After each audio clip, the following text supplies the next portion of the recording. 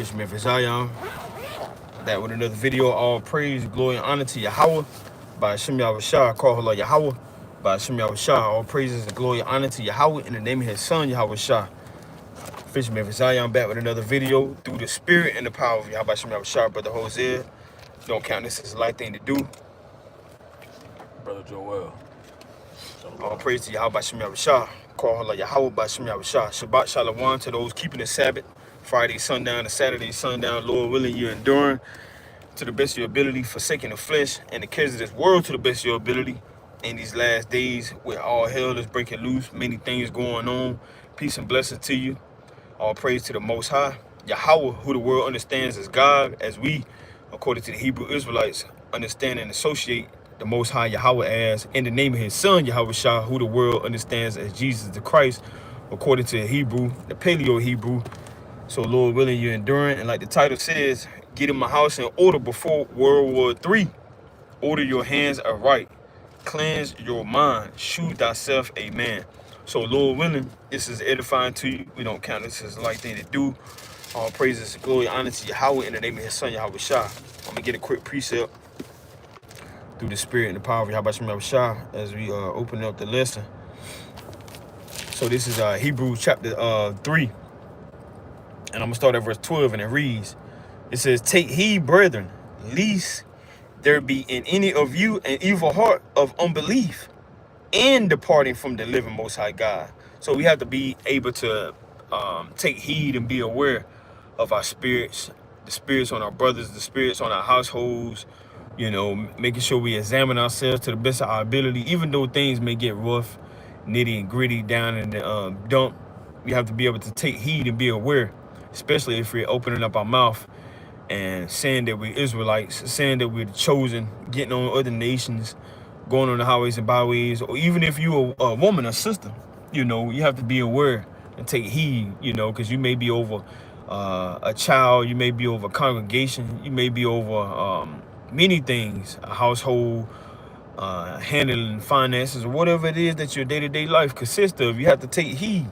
I'm going to read this one more time. Hebrews chapter 3, verse 12. It says, take heed, brethren, lest there be in any of you an evil heart of unbelief.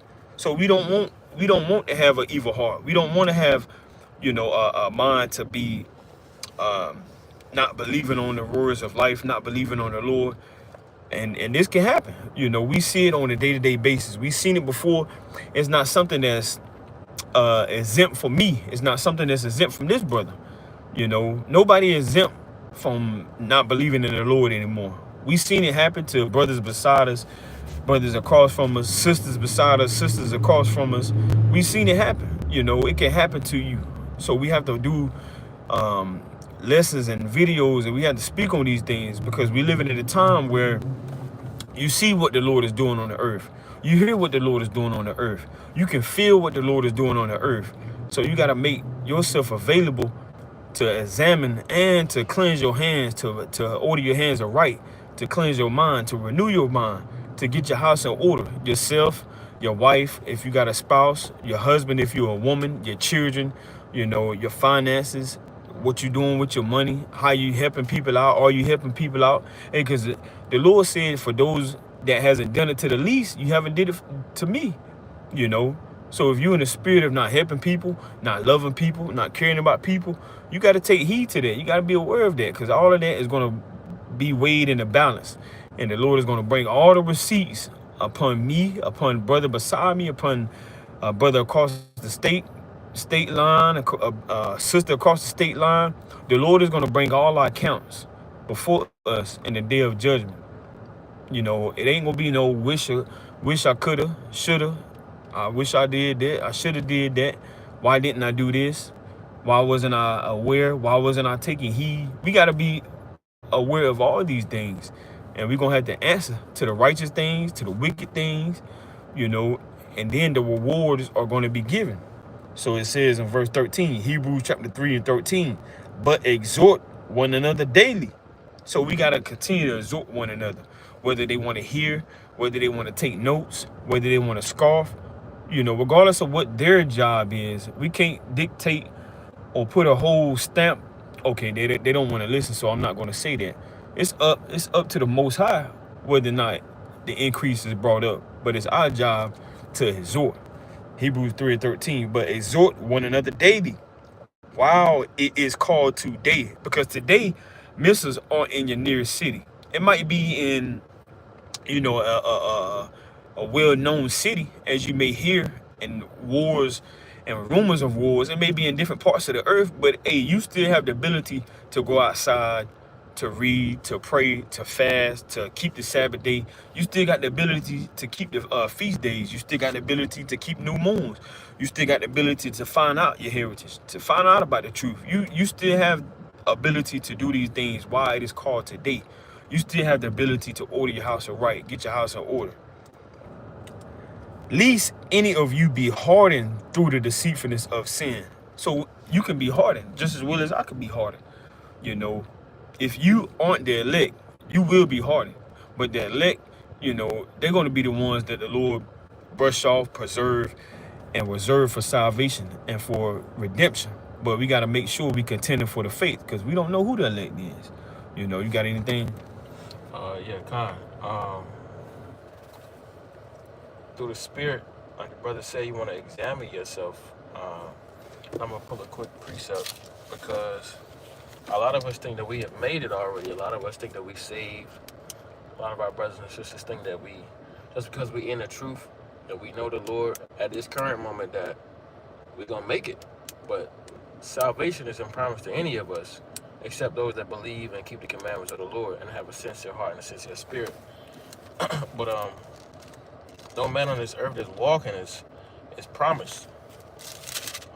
But this is 2 Corinthians chapter 13, real quick, through the Spirit. In verse 5, it says, examine yourselves whether you be in the faith. Prove your own selves, though ye not your own selves, how that Yahushua HaMashiach, who they call Jesus Christ, is in you, except ye be reprobates. So a lot of people have made themselves reprobates thinking that, oh, the Lord called me out of the world. I've been in the truth 10 years, that you're guaranteed a spot in the kingdom of heaven. You can sin at the very last second, and the Most High wipe you off from the face of the earth. So you want to always keep yourself in remembrance, to remain humble, and to remain chaste, and to remain meek, and to remain lowly in heart, because those are going to be the ones that the Lord is going to have mercy on in that day, and that shall escape through the Spirit. This is 2nd Ezra chapter 9 and verse 7 in the Apocrypha. And it reads, it says, I'm going to start at verse 5. It says, I'm going to start at verse 4. It says, then shalt thou well understand that the Most High spake of those things from the days that were before thee, even from the beginning, like the Most High prophesied of the destruction of the world and how to escape therein. If you read it in the scriptures and have the understanding thereof, how to break down the prophecies, the Most High, you'll understand that the Most High showed us beforehand what's going to happen in the last days, that we may be able to prepare ourselves for the things that come in the earth. Verse 5, and it says, for like as all that is made in the world hath a beginning and an end, and the end is manifested, meaning the end is present and is prevalent before us. Right? Reading on, it says, even so the times also the highest have plain beginnings and wonders and powerful works and endings and effects and signs, etc. The Lord has given us signs and wonders that are taking place in the earth that he prophesied before by the mouth of his holy prophets, that are showing us that we are living very much in the end times. Verse 7 is the point. It says, I'm going to read verse 7 and verse 8. It says, verse 7, and everyone that shall be saved and shall be able to escape by his works and by faith, whereby ye have believed. So you got to have both faith and works to balance, and that will save you on that day. Faith and works, meaning you believing in the Lord and you keeping his commandments, right? Verse 8, it says, shall be preserved from the said perils, and shall see my salvation in my land and within my borders, for I have sanctified them for me from the beginning. So you got to be sincere in this thing. A lot of people in this truth, for vainglory, to be seen of men, to gain riches and profit. And you have a judgment set for you in that day. right? But for those that are sincere and that serving the Lord in sincerity and in truth, and have dedicated their mind and their heart to serve the Lord, right? Your prayers will be heard and will be answered, right? Like the Lord told Daniel through the spirit of an angel, right? He said, since, roughly paraphrasing, he said, fear not, Daniel, for since thou hast set thy heart aright to serve the Lord, thy prayers were heard, right? And the Lord will send the angel down to mark your prayers so that and send them up and they will be answered, Right. in due season, right? Right, yeah. That's right. You know, like it says, like we just said, I'm gonna read this one more time because it's a precept that I want to attach to this. Hebrews chapter 3 and verse 13 one more time. But it says, but exhort one another daily while it is called today, lest any of you be hardened through the deceitfulness of sin. Now, I want to go to St. John real quick. Now, it's appointed on certain individual spirits to motivate one another, to encourage one another. Now, this is what Yahweh Shah had to say to Peter. Now, this is St. John chapter 21. And I'm going to start at verse 15. St. John 21 and 15 and it reads, so when they had dined, Yahushua said to Simon Peter, Simon, son of Jonas, lovest thou me more than these? He said unto him, yea, Lord, thou knowest that I love thee. He said unto him, feed my lambs. He said unto him again the second time, Simon, son of Jonas, lovest thou me? He said unto him, yea, Lord, thou knowest that I love thee. He said unto him, feed my sheep.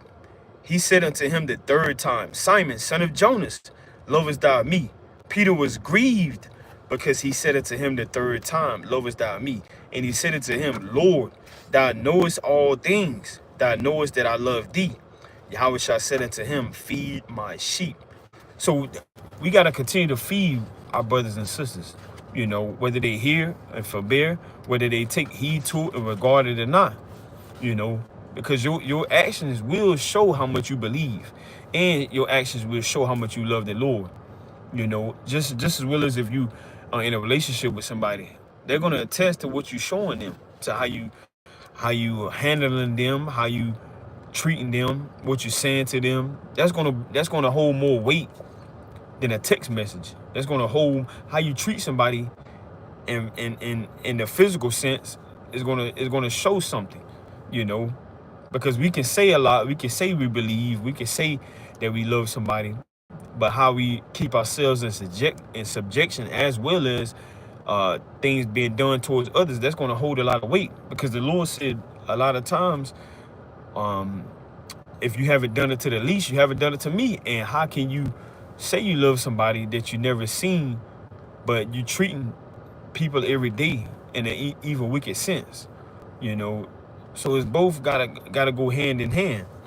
And it goes on to say, John 21 and 18, verily, verily, I say unto thee, when thou was young, thou girdest thyself and walkest whither thou wouldest.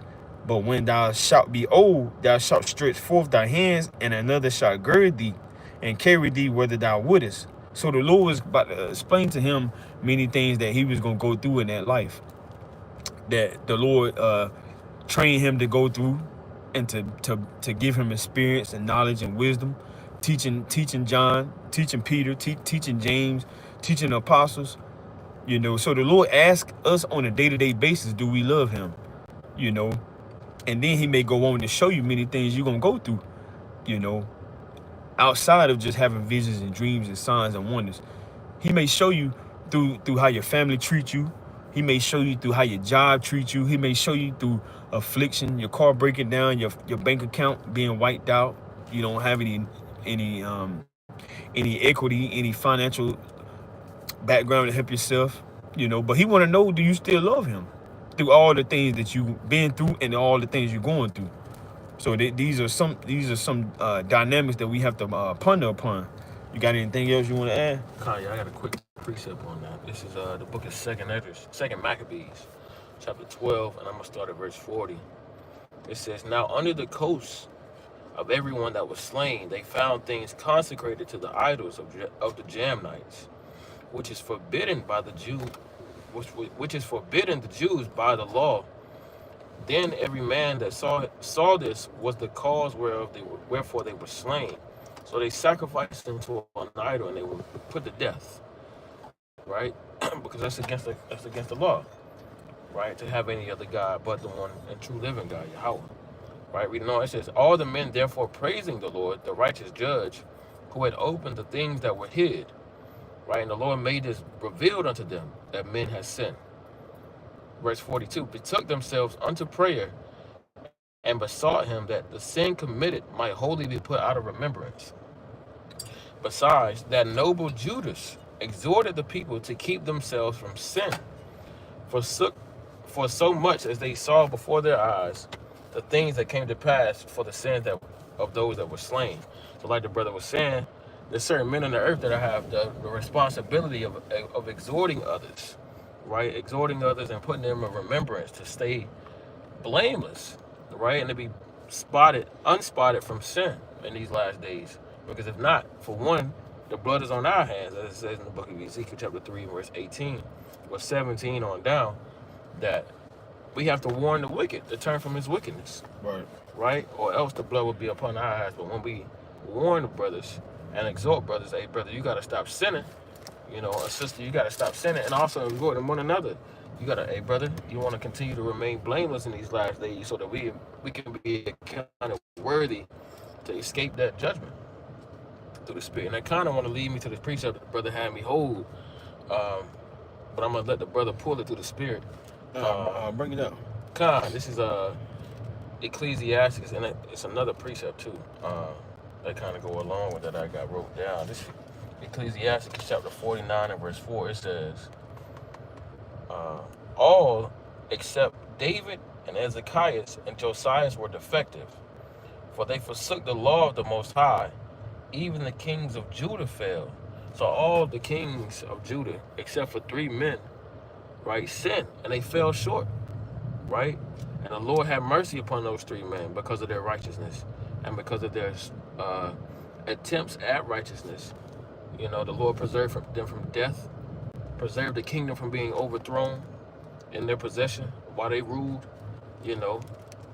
And that's the only way you can be preserved, if you keeping the commandments and being blameless, right? You can read about that in Luke chapter 1, right? And verse 7 on down, how Zacharias and Elizabeth were righteous before the Lord, keeping all the commandments blameless, right? Enoch was taken up, Elijah was taken up for their righteousness, right? And the Lord can have mercy on you in that day of judgment, right? And what better place to receive righteousness but from the Lord, you know? And I think I got another one real quick. Through the Spirit. I think this is what I want. This is the book of 2 Maccabees chapter 7. I'm going to start at verse 33. It says, we'll start at 32. It says, for we suffer because of our sins. And though the living Lord be angry with us a little while for our chastening and correction, yet shall he be at once again with his servants. But thou, O godless man, and of all other most wicked, be not lifted up without a cause, nor puffed up with uncertain hopes, for lifting up thy hand against the servants of God. For thou hast not yet escaped the judgment of the Almighty God, who seeth all things. So when you sin, a lot of people that think that they sin is being just waved off by the Lord ain't taking account of their wickedness. But you're sadly mistaken. The Lord gonna get up with you in that day, right? When it's time for you to pay up to pay your due. The Lord is not a God that he should change. And if he said that there was a certain judgment set for your iniquity, you got to pay your due, right? Just like in the world, if you commit a crime out here in the streets, you got to serve your time. It's a saying that they use, you do the crime, you got to do the time. Right? And it's the same thing with the Most High God, because the world, they get their understanding from the Most High God, right? When you commit a sin, you got to pay that due. And in the ancient days, before the Messiah laid down his life, he was put to death, right? So you got to be blameless always to the best of your ability, right? As the Lord said, be ye therefore perfect, so that the Most High can have mercy on you in that day. But I yield. All praises. That's right. Now, like the lessons is stating, it says, get in my house in order before World War III. Now, this is what you want. You know, for one, if you're not talking about World War III, then your spirit ain't right. If you're not thinking about World War III, then your spirit ain't right. You know, if you ain't getting your house in order before World War III, then your spirit ain't right.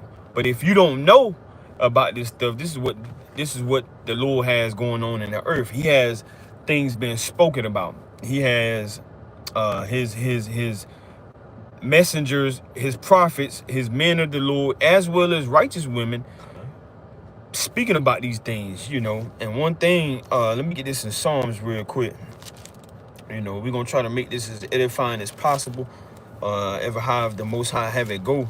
You know, all type of precepts come into mind. All type of precepts can be pulled.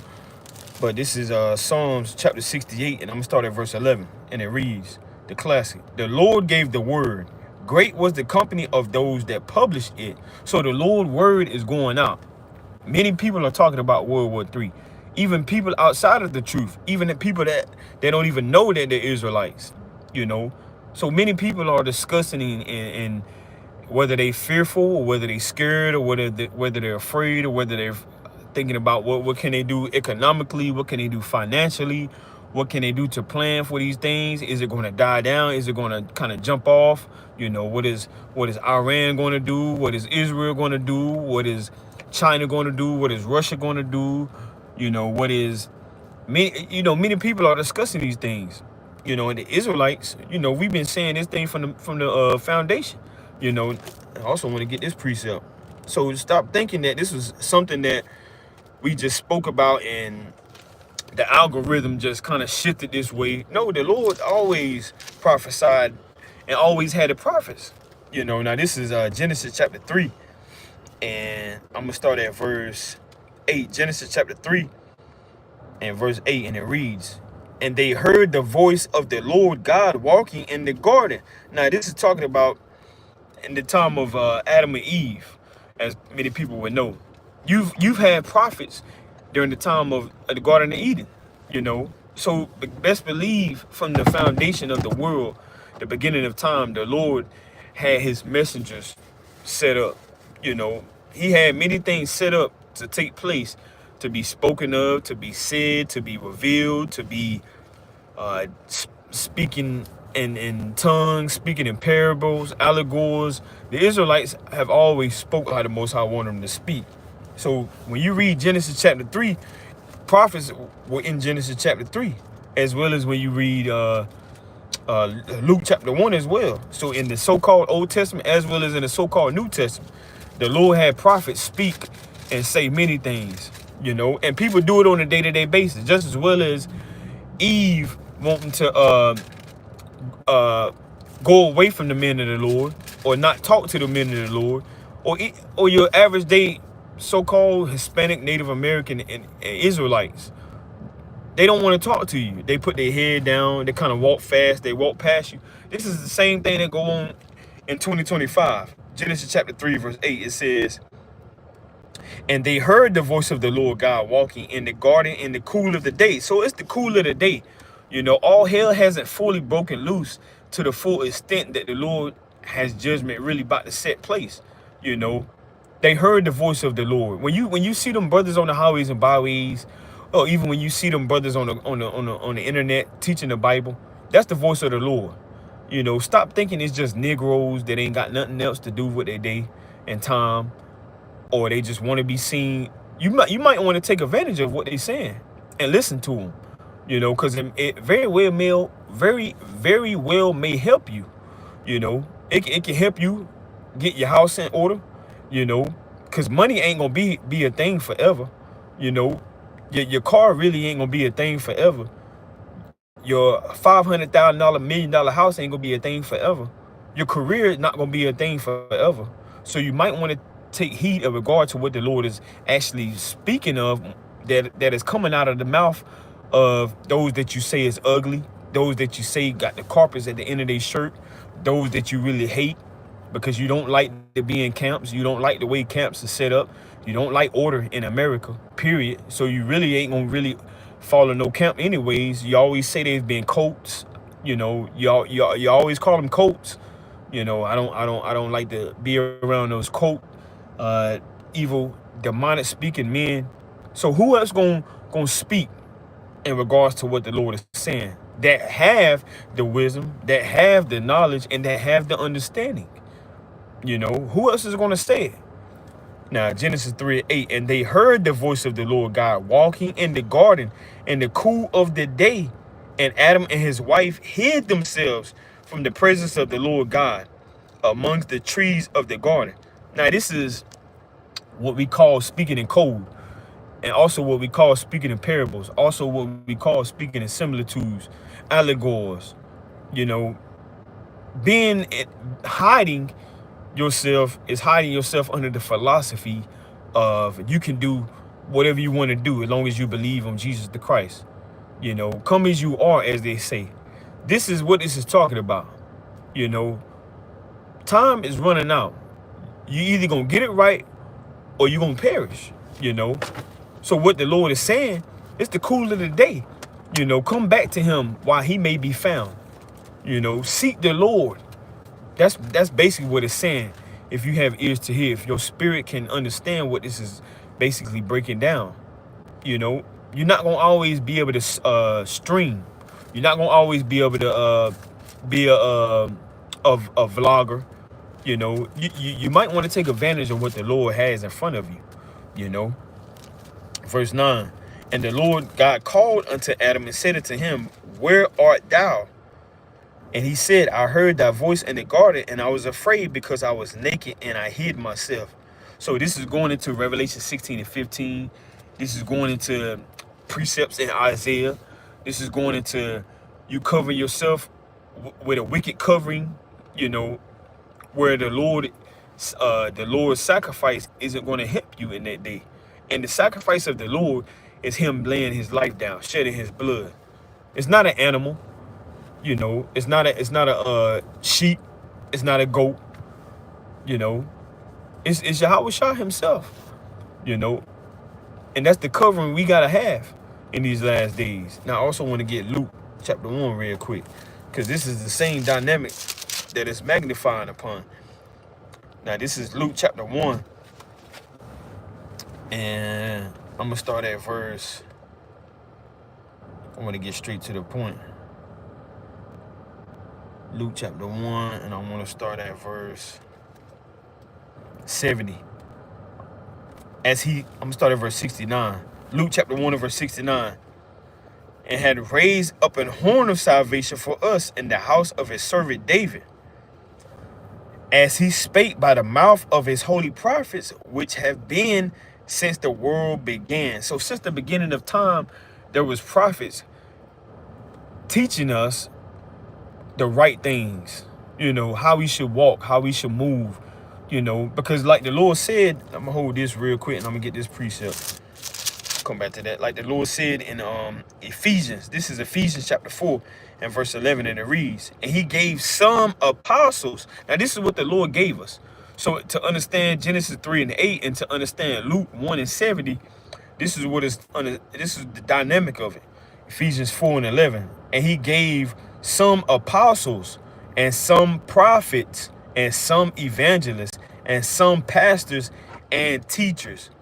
So before you just label them as a cult follower or a cult leader or somebody that only speaking a hateful speech or somebody that, you know, just want to be seen, a lot of times you may be looking at who the Lord set up to be an apostle or who the Lord set up to be a prophet, you know, and your judgment for scoffing that person whom you don't know, it could be very well against you.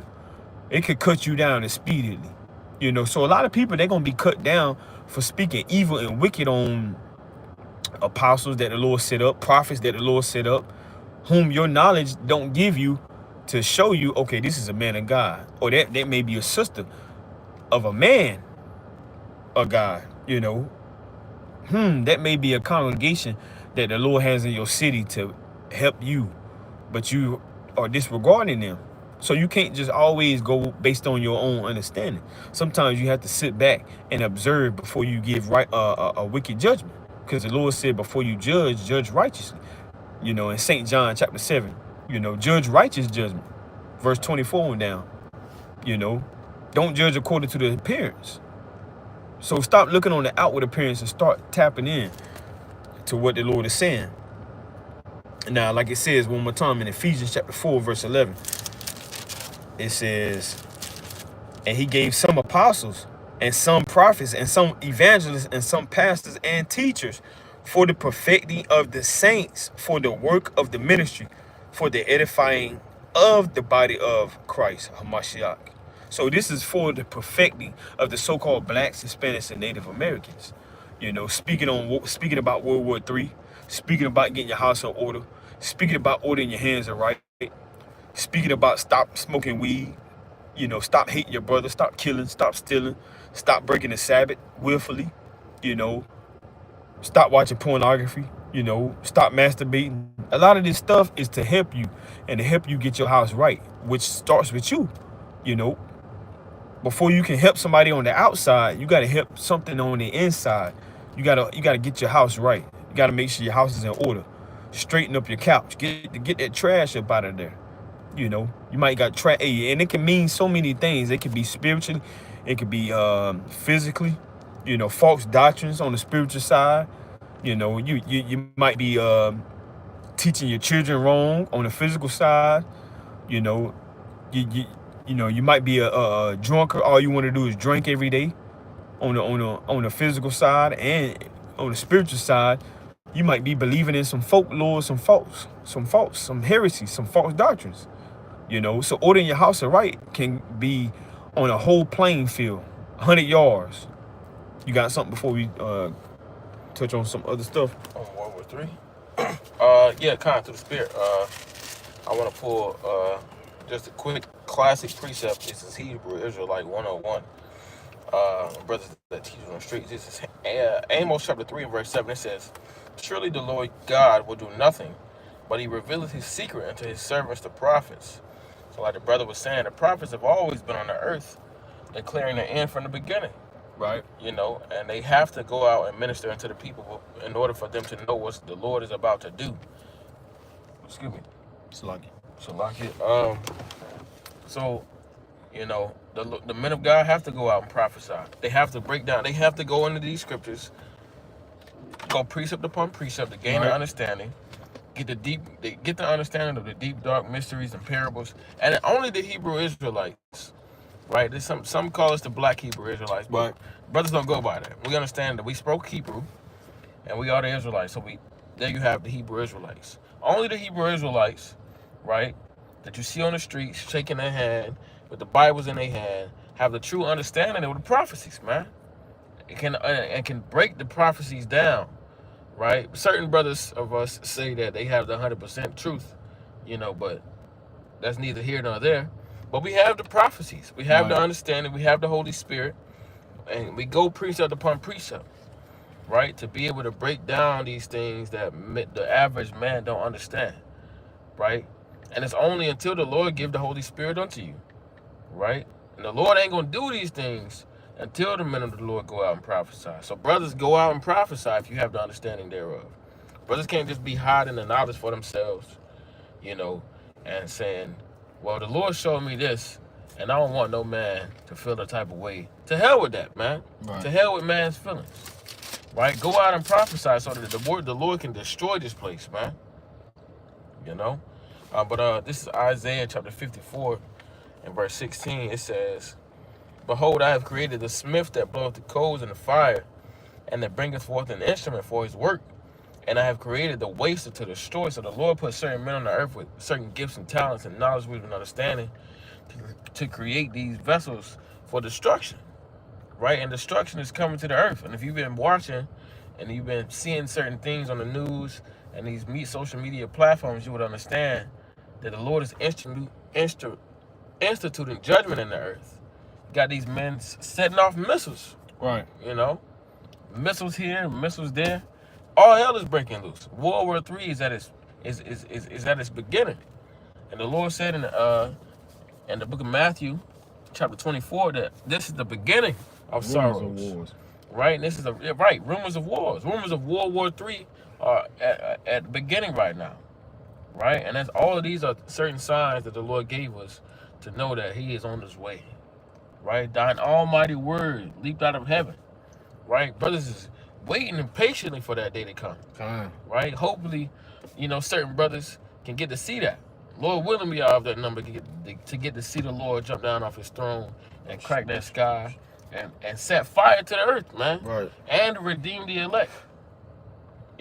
But the Lord has created these things from the foundation of the earth, and it's up to the prophets to go out and prophesy these things.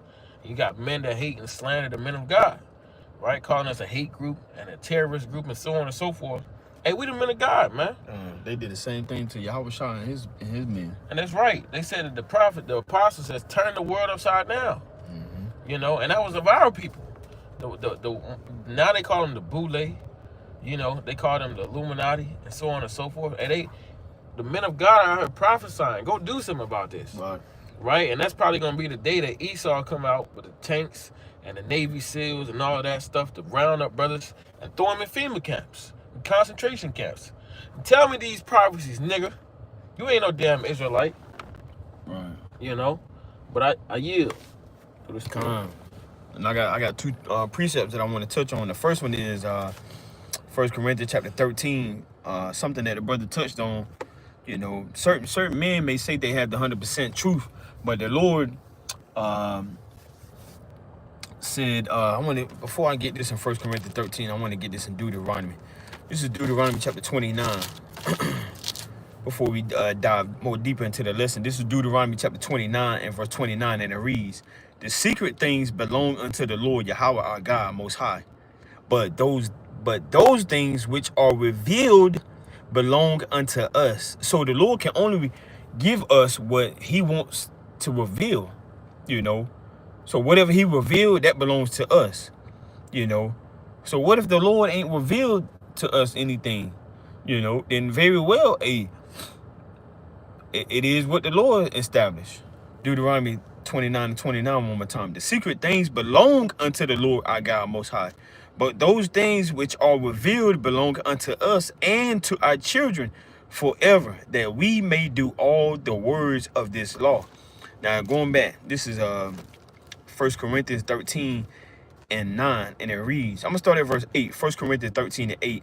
It says, charity never faileth, but whether there be prophecies, they shall fail. So some things is gonna come to pass. The first World War, the first woe, which is destruction, it already took place. The second woe already took place, which when you read in Revelation, it says woe, roughly probably Revelation chapter 11, if I'm not mistaken. Woe is going into, when you read in the scriptures, destruction. So certain things have already failed, have already taken place, So it says, 1 Corinthians 13 and 8, charity never faileth, but whether there be prophecies, they shall fail. Whether there be tongues, they shall cease. Whether there be knowledge, it shall vanish away. So many things is going to come and go. For we know in part and we prophesy in part. But when that which is perfect is come, then that which is in part shall be done away. So many things is going to be prophesied that the Lord give us to understand about. Certain things Daniel didn't have the full understanding about that Ezra may have. Certain things that John the Revelator may have seen, that other men haven't seen, or haven't fully got the full extension of. You got Peter in John 21 trying to figure out, well, why is he gonna be doing something different? What am I not seeing that is on the uprise? So you got many things that may unfold on that dynamic. And the Lord also said in let me get this precept in Matthew. This is Matthew chapter 13. The Lord also said there are going to be certain men that desire to see the day that was spoken about of the days of old. So this is Matthew chapter 13 and verse 17, and it reads, for verily I say unto you, that many prophets and righteous men have desired to see those things which ye see. So this is the greatest time to be alive on the face of the earth. If you was wanting to be in the time of Noah and the ark, that's not the greatest time. If you was want to be in the time frame of Moses parting the Red Sea, that's a beautiful thing to see Egypt being brought down.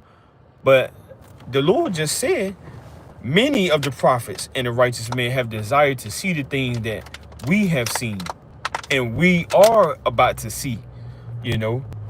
So he said, Matthew 13:17, for verily I say to you that many prophets and righteous men have desired to see those things which ye see and have not seen them.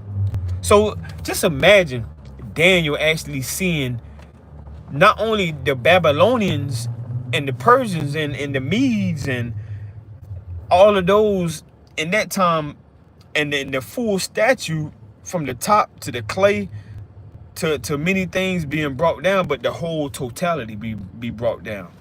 You know, everything that Daniel seen isn't brought down yet. You know, that full statue ain't brought down yet. When you read Daniel 7, 8, chapter 9, and chapter 10. You know, so a lot of things that we may see, Lord willing, it's what the prophets wanted to see. You know, and have not seen them, and to hear those things which ye hear and have not heard them. Just imagine, you know, the upper echelon talking about bringing the Israelites down. You know, there's certain things that we're hearing on a day-to-day basis, you know, that our forefathers didn't hear about, you know. So you got to regard these things and keep them in subjection as far as, okay, this is why, you know, I'm not doing the same things everybody else is doing. You know, this is why I don't celebrate pagan days. You know, this is why I wear my fringes. This is why I pray. This is why I read. This is why I study. This is why I make sure I'm doing the things that my leaders and my elders was telling me about. You know, because hey, all hell is going to break loose sooner or later. You know, now, you got something? This is the book of Isaiah chapter 13. Isaiah chapter 13 and verse 6, it says, howl ye, for the day of the Lord is at hand. It shall come as a destruction from the Almighty. Therefore shall all hands be faint, and every man's heart shall melt. So the day of the Lord is like a day that no man has ever seen. Right? Not even the prophets, like the brother was just going into. Right. There's certain destructions that's going to happen in this earth that have never been done before. Right? You had the flood, Sodom and Gomorrah, but we're talking about a whole landmass being destroyed and set on fire by the Most High God and the elements that He created. We're talking about intercontinental ballistic missiles traveling to and fro in the earth, hitting construction buildings, hitting hospitals, hitting churches, hitting banks and government buildings. Right. Right? These things are coming to pass. Right? And it's going to come as a destruction from the Almighty Himself. Right? So brothers got to pray and fast that the spirit be built up in that day. Right? And you know, Lord willing, again, we get to see that. I want to see that. You know, I want to see the Lord destroy this place. And in the midst of that, I hope and pray that I'm in the spirit saying, call halal Yahweh Bashim Yahweh Shah. You know, hoping and waiting for the Lord to come and save me. And my brothers. You know, I'm like the title says, getting my house in order before World War III. So soon, touching on World War III, we also got to understand that ordering ourselves, our houses consisted of many different things. Before we move on, the Spirit want me to go to verse 9. It says, behold, the day of the Lord cometh, cruel, both with wrath and fierce anger. So contrary to what we've been taught in the Christian church, the Lord is not coming back with hugs and kisses. Right? The Lord is going to be fierce and anger to lay the land desolate. And that's Israelite Negro language right there. That's slang right there. I'm coming to lay this land desolate. Right. You know what I'm saying? That's how the Lord get down, man. I'm gonna put it down on him. Yeah. You know, I'm coming to lay everything out when I come. Wait, just be here when I get back. Be here when I get back. That's what Jake be saying. Right. You know, and it says, and he shall destroy the sinners thereof out of it. So the Lord coming to destroy everything that's in sin. Every man, woman, and child, every beast upon the face of the earth, and every creeping thing that crawls with 2 and 4 legs. The Lord coming to lay things out. You know, but I had to get that through the Spirit. It's a lot. Now, even though we all fall short, as it says in Romans You know, chapter 3, verse 23. You know, and all men are liars. You know, it's an election, if you can understand. The elect will be preserved. You know, Romans chapter 8, verse 28, 29 on down. Yahushua is the elect. The 12 is the elect. You know, you got the elect of the Most High God. Let me get this in Hebrews real quick before we move on. Now, the Lord said in Hebrews chapter 10, this is Hebrews chapter 10, and I'm going to start at verse, let me see where I'm going to start at. This is Hebrews chapter 10. Let me get this precept real quick. This is Hebrews chapter 10, and I'm going to start at verse 28, and it reads, He that despised Moses' law died without mercy under 2 or 3 witnesses. Of how much sore punishment suppose ye shall he be brought worthy who had trodden underfoot the Son of God? Talking about Yahushua, because Yahweh gave him up so we can have a way to get back.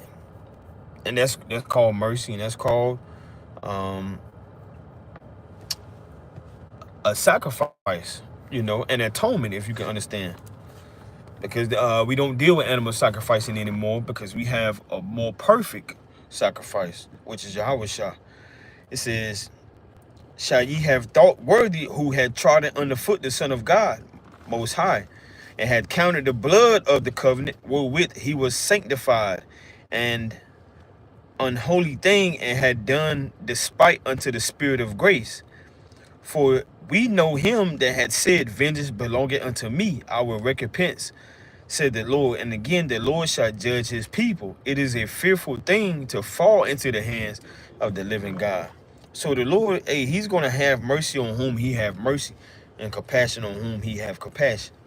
You know, which that's the elect. Because like it says in Romans, all of Israel is not Israel. You know, you got some that are chosen, and you got some that aren't chosen. You got some that are of the elect, and then you got some that aren't of the elect. So that's what this whole separation is. And we're not talking about the wheat and the tares, because Israel in a whole is the elect nation. But inside the elect nation, you have any election, a remnant that will make it out of World War III, you know, that won't have any gall in their mouth. You got an election of a men, which is the 144,000. You got an election inside that, which is the 1/3, because within the 1/3, you got 144,000. But that's another lesson for another day. But your house consists of many things. So getting your house in order, hey, it first starts with you. You know, getting your mind right, getting your spirit right, putting down strongholds, putting down false doctrines, putting down idols.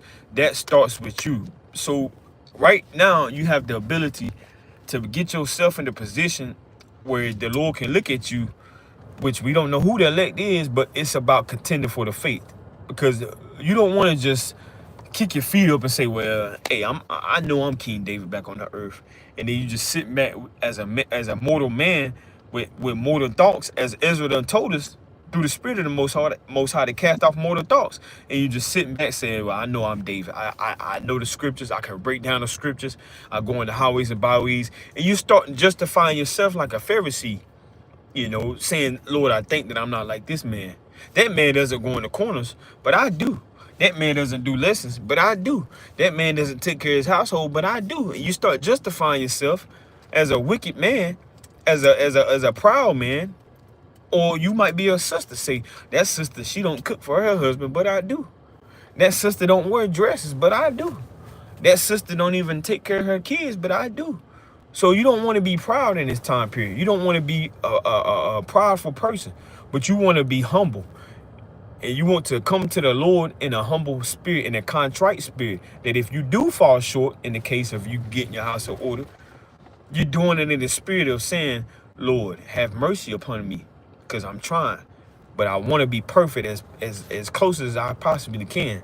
So this is 2 Corinthians chapter 5 and verse 1, and it reads, for we know that if our earthly house of this tabernacle were dissolved, we have a building of Most High God, and house not made with hands, eternal in the heavens. So the Lord, he's going to establish something new. You ain't got it all together right now, but guess what? That's for a reason. It's because somebody is going to help you, you know. And we need that person. The Lord is my shepherd, I shall not want. He making me to lie down in green pastures. You can't make yourself lie down in places that the Lord is going to allow you to lay down in. You can't make yourself meditate on these precepts. You can't make yourself remember these precepts. You can't make yourself interpret these precepts, you know, teach these doctrines. You can't make yourself do that. You know, the Lord puts it on the individual spirit. Proverbs chapter 16, verse 1 and verse 2. The preparation of a man's heart is from the Lord. You know, everything that comes out of your mouth is of the Most High God. Yahweh, why Yahweh Shah, meaning the Most High Yahweh and his son Yahweh Shah. You know, so you have to give all credit and all due diligence back to the Most High God. You know, you may not be where you are right now, but hey, we should be thanking the Lord we ain't somewhere where we can get knocked off. You know, somebody could be in a strip club right now, which a lot of people may be. Somebody may be riding the corner, you know, been in the corner with a Glock trying to kill somebody, you know. And all it is one person. We don't need 100 people on the live. We don't need 30,000 people on the live. We only want what the Lord give us, you know. And even if it's nobody, guess what? Myself and this brother right here, right now, as of right now, which we can't speak for tomorrow, as of right now, we contending, you know. And you yourself, you're contending. We worry about tomorrow when tomorrow get here. But as of right now, if the Lord cut us down right now, we contending. You know, if the Lord cut us off right now, we're contending. Ordering our hands are right. You know, trying to help our people out. And you gotta look at yourself the same way. So the Lord, he wants you to order your house right. You know, he wants you to get shalom. He wants you to get your house in order. You know, he don't want you to be a hypocrite. You know, you think the Lord wants you to speak in his name, all praises to the Heavenly Father, you know, but behind closed doors, you're a hypocrite. Do you think the Lord wants you to do that? You know, do you think the Lord wants you to look mighty on the highways and byways as a man, but your household is in shambles? You know, your children have idols under the bed. Your children have idols on the wall. Your daughters going to school with an ankh, you know, an Egyptology necklace, but you walking around with fringes on, saying shalom, call her like Yahweh Bashim Yahushua, peace and blessings. Do you think the Lord wants your wife to be a stripper, but you on the highways and byways telling another woman to get her house in order? You know, do you think the Lord wants you to be rolling up backwoods? You know, but you talking about keep the Sabbath. You know, do you think the Lord wants you to, you know, spend $100 subscription on Pornhub? You know, but you telling another brother he gonna die if he don't keep the commandments. You know, he gotta get his mind right. You know, do you think the Lord is gonna be pleased with you getting bodies? You know, dropping people dead, trying to get money? Well, Lord, you know, I had to pay that bill. You know, I got 4 felonies. I can't get no job. So the only thing I can do is rob, scam, steal, and kill. You know, but Yahweh Shah surely gonna have mercy on me. Do you think the Lord gonna be pleased with that? When he himself came from glory and didn't have nowhere to lay his head. You know? And the only thing he was worried about was doing the Father's will. You know, sweat dropping, just dropping blood as sweat. You know, saying, Father, take this away from me. Not my will, but thy will be done. You know, in agony, because he knew he was about to be crucified. You know, and his brother plotting on him, going to the Pharisees overnight for 30 shekels. Do you think the Lord gonna be pleased with your works as a man, as a woman, as well as a child? You know, it's appointed unto us to get it right now. You know, so it says 2 Corinthians chapter 5 verse 2, for in this we groan earnestly, desiring to be clothed upon with our house which is from heaven. So we desire, we itching, we scratching, you know, to have a spiritual body, to be immortal. You know, you should hate when you sin.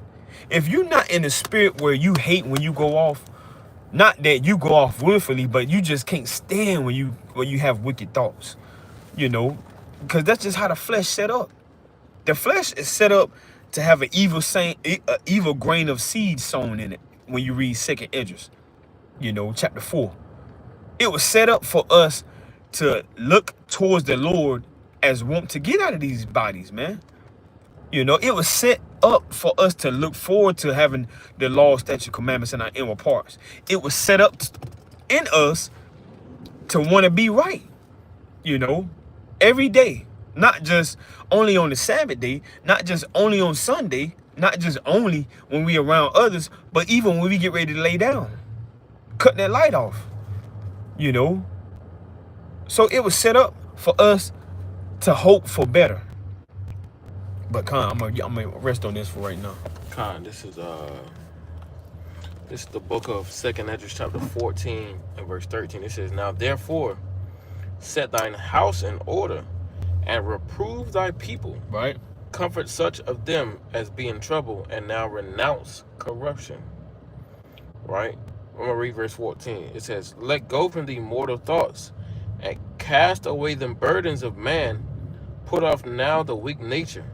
So brothers got the scripture say, set your household in order, and the household starts with the man, because the man is the head of the house. Right. The Lord said, he that hath no rule over his spirit is like a broken city without walls. Right? You don't want to be like that broken city without walls, roughly paraphrasing. You know, you want to have control over your mind and over your thoughts. Hey, man, I work with some brothers. You know, I examine everything around me and how men move. And brothers can talk about one topic and be talking about something specific. And, you know, and next thing you know, their mind is on some folly. Right? Next thing you know, Jake talking about behind. Brothers be getting distracted. Man, see a beautiful face. Brothers be talking about business and see a beautiful woman walk by. And you say, "Hey, excuse me, sweetheart." And the brothers done lost the whole business proposition. Right. You know?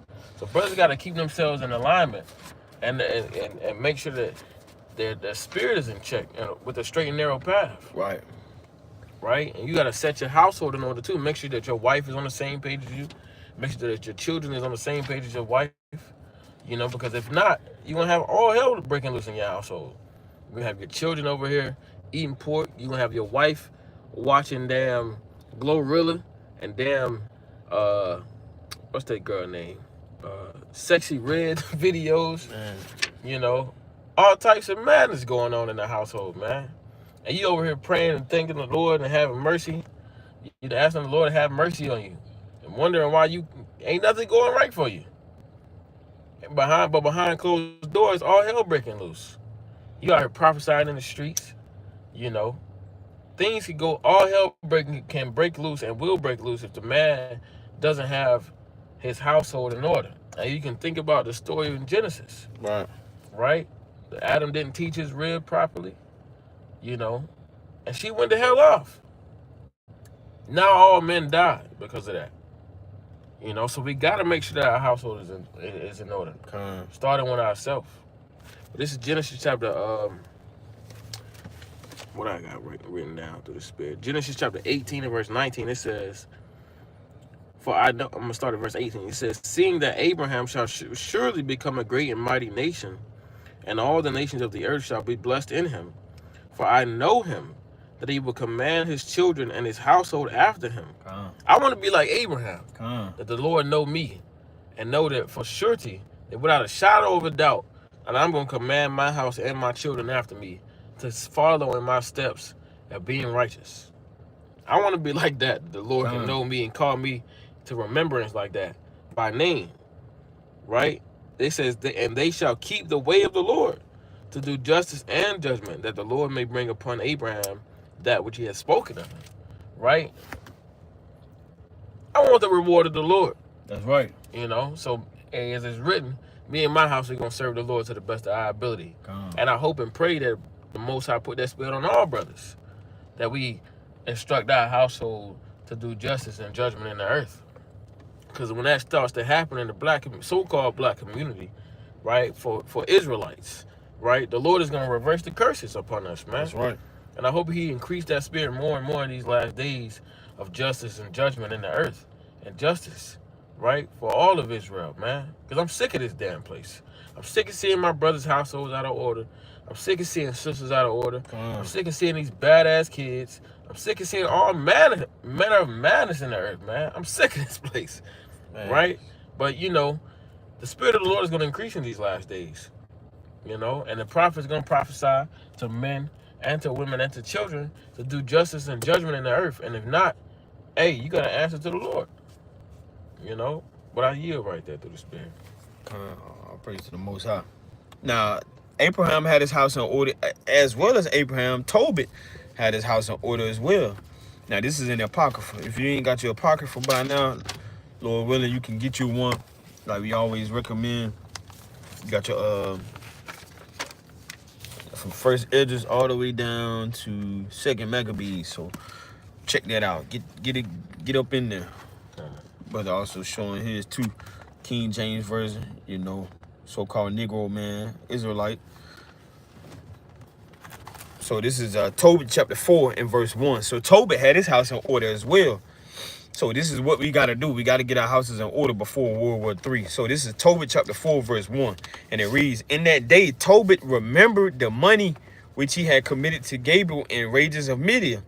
And he said with himself, I have wished for death. Wherefore do I not call for my son Tobias, that I may signify to him of the money before I die? So, hey, before he died, guess what Tobit did? He had his house in order.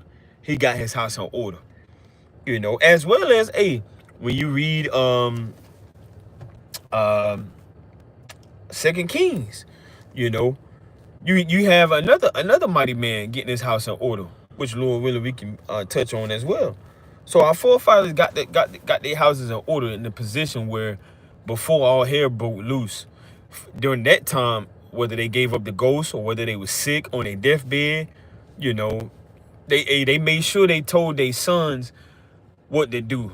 You know, they got their houses in order. So this is Tobit 4 and 3. And when he had called him, he said, my son, when I am dead, bury me, and despise not thy mother, but honor her all the days of thy life, and do that which shall please her, and grieve her not. So he commanded what his son should do. He commanded that his son, you know, keep the law, which burying a loved one is within keeping the law, you know, because that's what we did. That's our heritage, you know. And he told him to not despise his mother, but honor her, you know, which is another law, you know. And it says, but honor her all the days of thy life, and do that which shall please her, and grieve her not. Verse 4, Tobit 4 and 4. Remember, my son, that she saw many dangers for thee when thou was in her womb, and when she is dead, bury her by me in one grave. And he goes on to say in verse 5, my son, be mindful of the Lord our God all thy days, and let not thy will be set to sin, or to transgress his commandments. Do uprightly all thy life long, and follow not the ways of unrighteousness. So, hey, he gave him the blueprint. He gave him the laws, the statutes, the commandments. Gave him the judges, you know, on what to do. And this is a time period where they was in oppression. Read Tobit chapter 1. You know, he had Tobit had a lot of things taken away from him due to the fact he was burying Israelites. You know, so hey, this is during the time when Tobit didn't have no money. You may not have no money. This is during the time where Tobit was taken away from his wife. You may have been taken away from your spouse.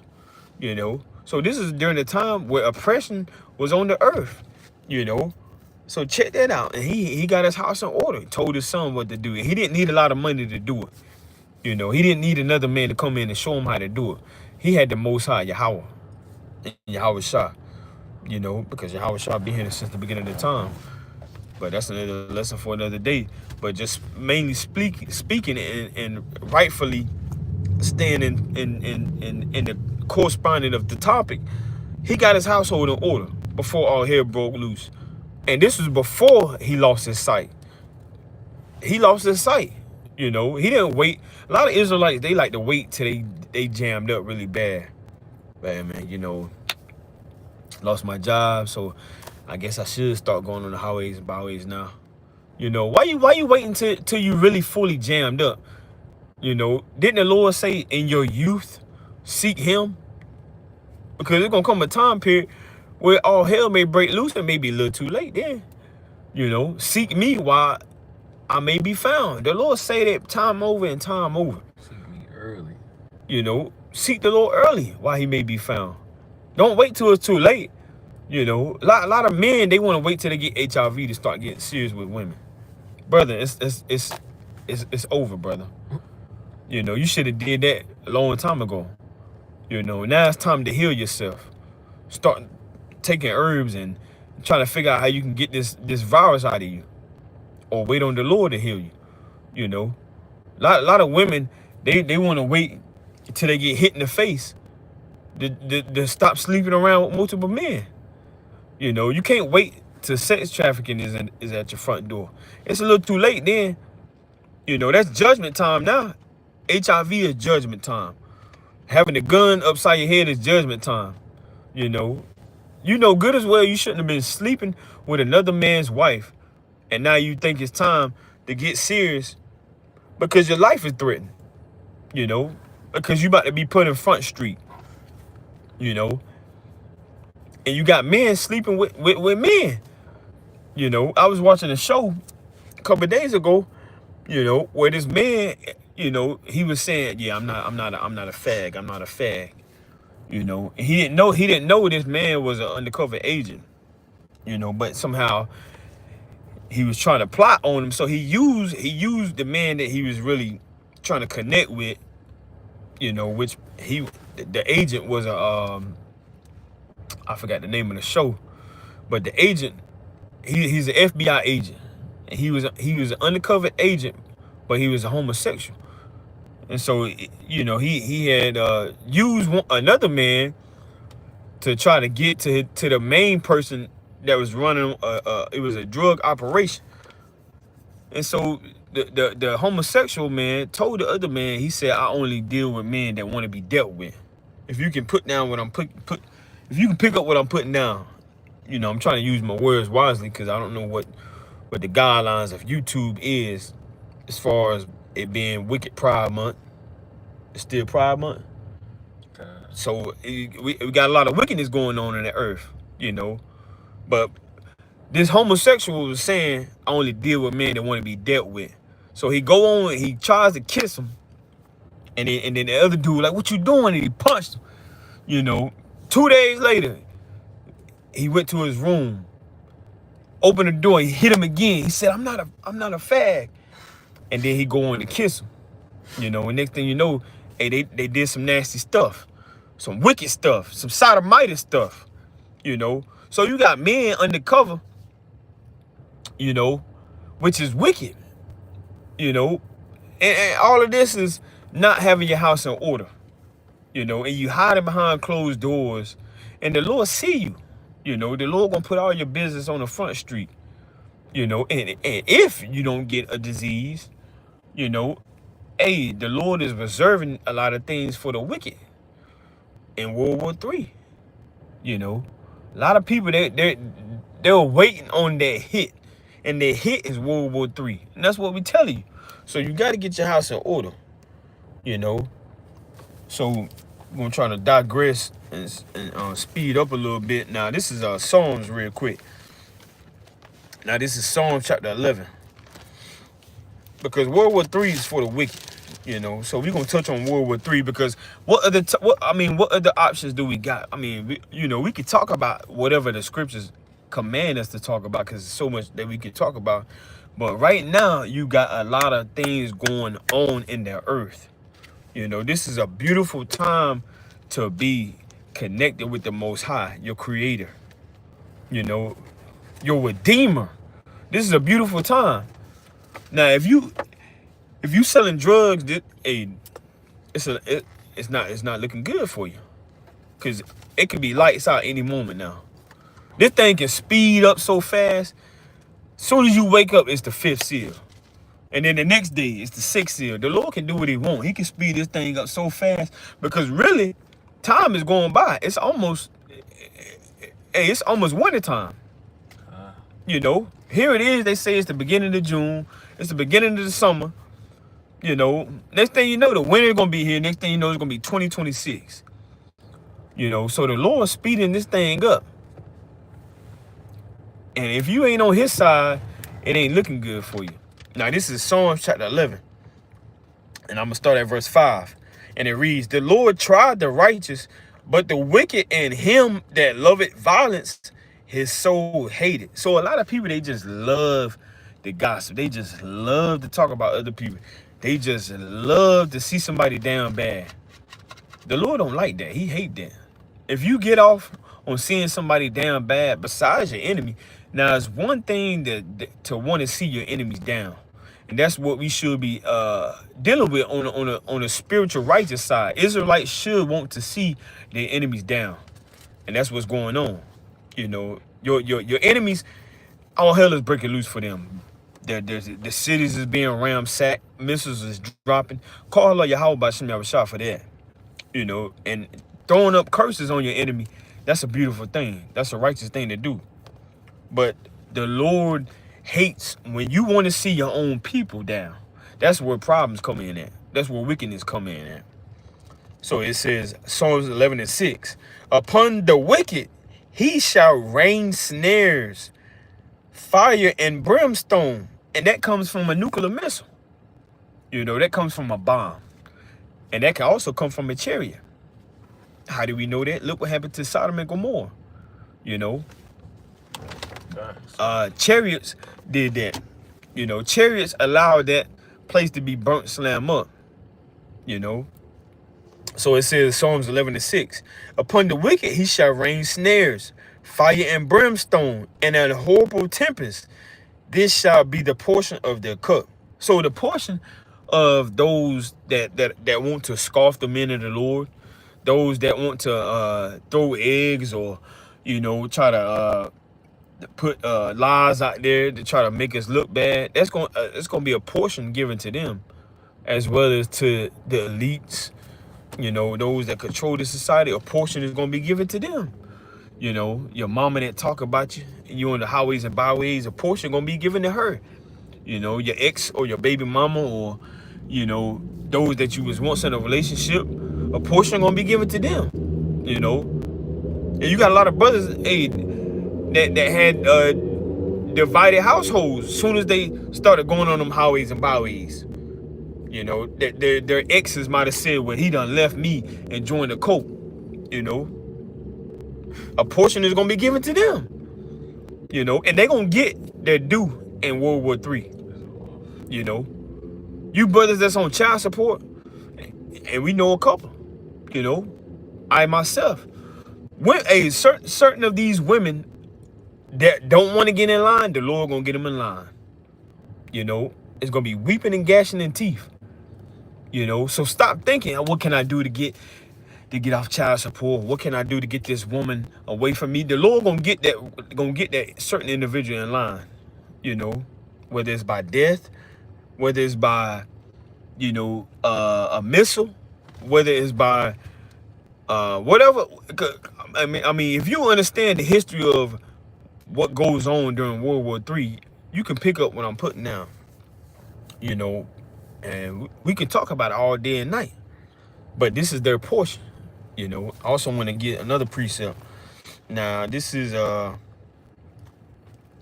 2 Peter. This is 2 Peter chapter 3.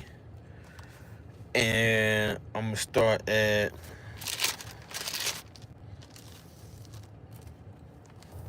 verse 9. 2 Peter chapter 3, verse 9. The Lord is not slack concerning his promise, as some men count slackness, but is long suffering toward us word. So, hey, before you try to think about evil being done to your brothers and sisters, look at the fruits that the Lord is bearing. He could have cut us off any time, you know. And like it says in Psalm chapter 18, verse 26 and 27, you know, if you want mercy from the Lord, you got to give mercy. You know, and that's one thing a lot of people ain't got right yet. You know, so getting your house in order may take time.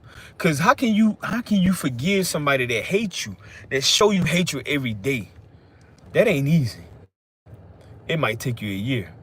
It might take you 2 years. It might take you 3 years. You know, you might struggle with that a lot. You know, loving somebody that hates you ain't easy. It sounds easy. A lot of things that said sound kind of easy. You know, I mean, cause it ain't a lot of labor to open up your mouth and to speak. But when you actually got to do that, it's very hard. It's more so hard than what it sounds like. You know, just look at King David. You know, just imagine you being in his shoes and somebody want to kill you. You know, all they want to do is kill you. And you don't know where they at, where they coming from, and how far apart y'all are. You know, you might be in this city and they're a couple blocks away from you. How can you think straight like that? How can you meditate on the Lord the way you want to? You know, your bills, yeah, you got your bills. You know, your light bill due, your cell phone bill due. You know, but just imagine, not only that, but somebody trying to kill you though. How can you still show love? You know, and many times King David could have cut him off, but what did he do? You know, touch not the Lord's anointed. He still had that same spirit. You know, but a lot of our people, as soon as the first chance they get, oh, I got something for them. Holding a grudge. It's a wrap. I'm gonna cut them off. I'm done. I can't take it no more. A lot of Israelites, I can't take it no more. I can't take it no more, spirit. You know, you don't have any patience, which that's the biggest thing you gotta have, and it's truth. You ain't got no patience, you ain't gonna endure. And if you don't endure, lights out. You know. So the Lord gonna put around you people that hate you, but you gotta endure that. How can you endure that? You know, you gotta stay in the fight. Every day you gonna fight. You gotta stay in the fight. If you can't stay in the fight, then you weak. The Lord can't just use weak men. The Lord can't use weak women. You know, this battle ain't for the weak. You know, you can't endure. You always want to give up. The Lord can't use you. You know, nor can the Lord put you on the forefront. A lot of men want to be on the forefront. You know, you ain't built for that. You still need to get a little strength. So the Lord said, the Lord is not slack concerning his promise, as some men count slackness, but is long suffering towards usward, not willing that any should perish. Hey, the Lord don't want all Israelites to perish.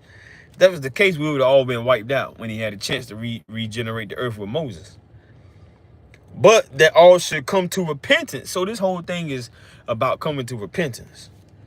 That we have to turn away from a lot of things that's holding us back. But the day of the Lord will come as a thief in the night. So this is what a lot of people got to understand. But the day of the Lord will come as a thief in the night, in the which the heavens shall pass away with a great noise, and the elements shall melt with fervent heat. The earth also and the works that are therein shall be burned up. So, hey, this place is going to be burnt, slam up with those missiles, those intercontinental ballistic missiles, ICBM missiles. You know, and that's prophesied from your mighty prophets. You got something? Oh, yeah, that's my last precept I got written down. This is Isaiah chapter 14 and verse 21. It says, and it shall come to pass in that day that the Lord shall punish the host of the high ones that are on high, and the kings of the earth upon the earth. And they shall be gathered together as prisoners are gathered in the pit, and shall be shut up in the prison, and after many days they shall be visited. So the Lord said that these people that are on high, constructing all these intercontinental ballistic missiles that are going to and fro in the earth, that run the earth, that govern the earth according to their own rules and regulations, they have a judgment set for them. And they're going to have to take it up with the Most High firsthand, and he's going to pay a visit to them. Right. And he's going to gather them up in the valley of Jehoshaphat. Right? And it ain't going to be pretty. It ain't going to be, you know, go tell it on the mountain. It ain't going to be none of that going on. Right? I'm going to believe the Lord's going to be singing a song that's going to put fear in men's heart. Right? Kwam Yashala. You know? Death to the wicked. Through the spirit and power of the Most High, but I yield. I'm going to yield on that. Now, touching a little bit more on World War 3, this is 2nd Ezra chapter 7. And I'm going to start at verse... I'm going to start at verse 41 in the Apocrypha. 2nd Ezra chapter 7 and verse 41, and it reads, even so now, seeing corruption is grown up, and wickedness increase, and the righteous have prayed for the ungodly. Wherefore shall it not be so now also? He answered me and said, this present life is not the end, where much glory doeth abide. Therefore have they prayed for the weak. Verse 43, 2nd Ezra 7 and 43. But the day of doom shall be the end of this time. So during the time of Ezra, when he was getting those mysteries and those visions and those prophecies, the Lord told him the day of doom was going to be the end of those men and women, you know, according to Israel. The day of doom is talking about World War 3. Those missiles dropping, you know, who a lot of people understand as the lake of fire, because there's gonna be so much destruction. It's gonna be so much fire. It's gonna be so much hell going on, you know. So the day of doom shall be the end of this time, and the beginning of the immortality for to come, wherein corruption is past. So World War 3 is set for corruption to be passed away. You know, a lot of wickedness to be cut off, because in order to cleanse that wickedness, what's got to happen? It's got to be destroyed. It's got to be burnt up. You know, just like any unclean wickedness, anything that's nasty and dirty. What can you do to get it away? You can burn it. You know, you can clean it up with fuel or fire. You know, so that's what the Lord is saying. You know, intemperance is at an end. Infidelity is cut off, righteousness is grown, and truth is sprung up. Then shall no man be able to save him that is destroyed, nor to oppress him that had gotten the victory. I answered then and said, this is my first and last saying, that it had been better not to have given the earth unto Adam, or else, when it was given him, to have restrained him from sinning. So a lot of things got to be purified with fire. Now, I also wanted to get I'm going to go to Revelation. I want another precept in Revelation, because you got to understand that a lot of things is prophesied not just throughout the Old Testament, but in the New Testament as well. Now, this is Revelation. This is Revelation chapter 6. And I'm going to start at verse 14. And it reads, Revelation chapter 6 and verse 14. And the heaven departed as a scroll, when it is rolled together, and every mountain and island will move out of their places. So this scroll that John the Revelator seen, because when you read Revelation chapter 1, it gives you the sense and the understanding of what Revelation is about to go into. It's speaking of a uncovering, something that's going to be revealed. You know, that's what Rev goes into, reveal. You know, Revelation makes it the understanding of reveal what is covered. So the Lord is showing John the Revelator things that's going to come to pass on the earth. And like he said one more time, Revelation chapter 6 and verse 14, and the heaven departed as a scroll when it is rolled together. It's talking about the mushroom cloud, you know. So when that missile drop and that smoke come up, you can see it from a good radius away.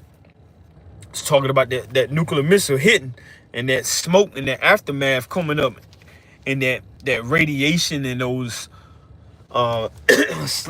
those flames and those fires and the smoke and all of the aftermath is coming miles and miles away.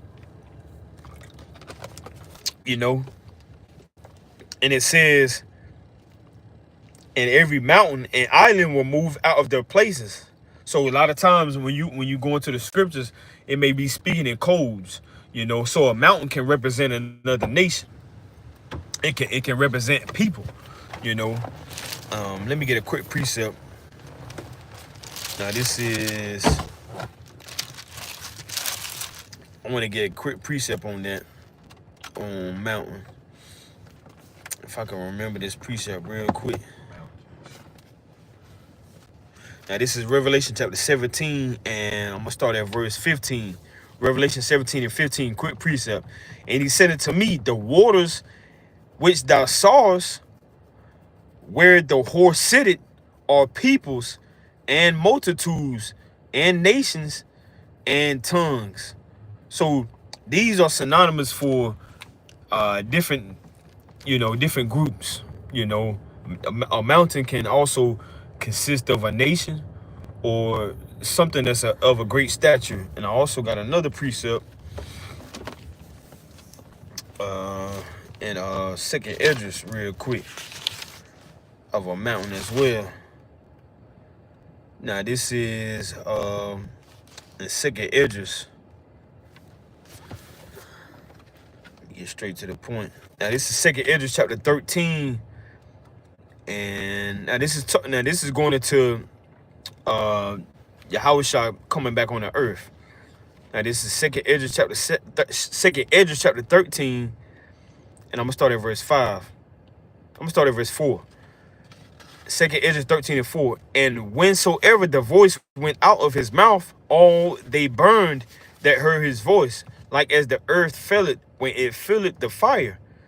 Verse 5. And after this I beheld, and lo, there was gathered together a multitude of men out of number from the four winds of the heaven, to subdue the man that came out of the sea. But I beheld, and lo, he had graved himself a great mountain. So this is actually going into a big one of the biggest chariots, because when the Lord comes back, he's not just coming back by himself. And how do we know that? You can read Matthew 16 and 27. You can read Revelation chapter 16. When the Lord comes back, he's not gonna be by himself. You said what? Say in the book of Psalms as well. So it says, second Esdras 13 and 6 one more time. But I beheld, and lo, he had graved himself a great mountain and flew up upon it. How you gonna fly up upon a mountain? This is not actually talking about a mountain. This is a similitude. This is a dark saying. This is talking about a chariot. Flew up upon it. And this is what Israelites will be able to do when the Lord gives them that spiritual body. They'll be able to move in a different way that we never been able to move before. Verse 7, but I would have seen the region or place where out the hill was graven, and I could not. So this is what the Lord showed, Ezra, things that are actually going to come to the earth, and it's like, I thought about another precept, but it's not expedient. The Lord is going to be able to do many things, that we haven't seen before. Peter was seeing on the mountain. The Lord was able to transfigure himself and able to show him Moses, was able to show him many different things which nobody else was able to see. It was just them up there on the mountain, paraphrasing. So going back to this, Revelation chapter 6 and 15. And the kings of the earth, and the great men, and the rich men, and the chief captains, and the mighty men, and every bondman, and every free man hid themselves in the dens and in the rocks of the mountains, because they was hiding from destruction, all hell breaking loose. And the Lord would have it on these upper echelon men, as well as the women that are with them, to hide in these underground cities, underwater cities, and these bunkers, to preserve them for a reason. And that reason, one of the reasons is to help build up the kingdom of heaven for Israel. So World War III is emphatically on the uprise. Got a precept? I don't got a precept. Just want to say, the world as we know it is about to change, and it's changing for the better of the Israelites, right? Well, for the elect. But for those of Israelites that don't want to change their ways and repent, keep the commandments, and be blameless, that's going to be a dreadful day for you, right? If you can find that out in back Zechariah chapter 13, verse 8 and 9, right? that the Lord has a swift judgment set for those that don't want to keep the commandments. Right? And we hope, our heart desire and prayer is that all of Israel be saved. All of Israel. Right? Because we are the Lord's people. Right?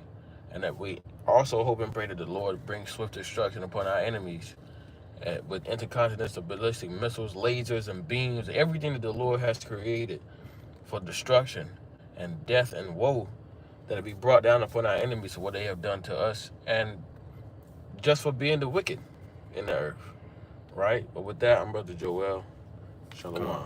Shalom. So like, before we close out, we got to touch on a couple more things. Let's get Sirach 38, verse 10 real quick. Okay. Before we close out. Sirach chapter 38, verse 10. Got a couple more precepts before we wind down. The book of Ecclesiastes, chapter 30. I think I had that written down. Ecclesiastes, chapter 38, and verse 10.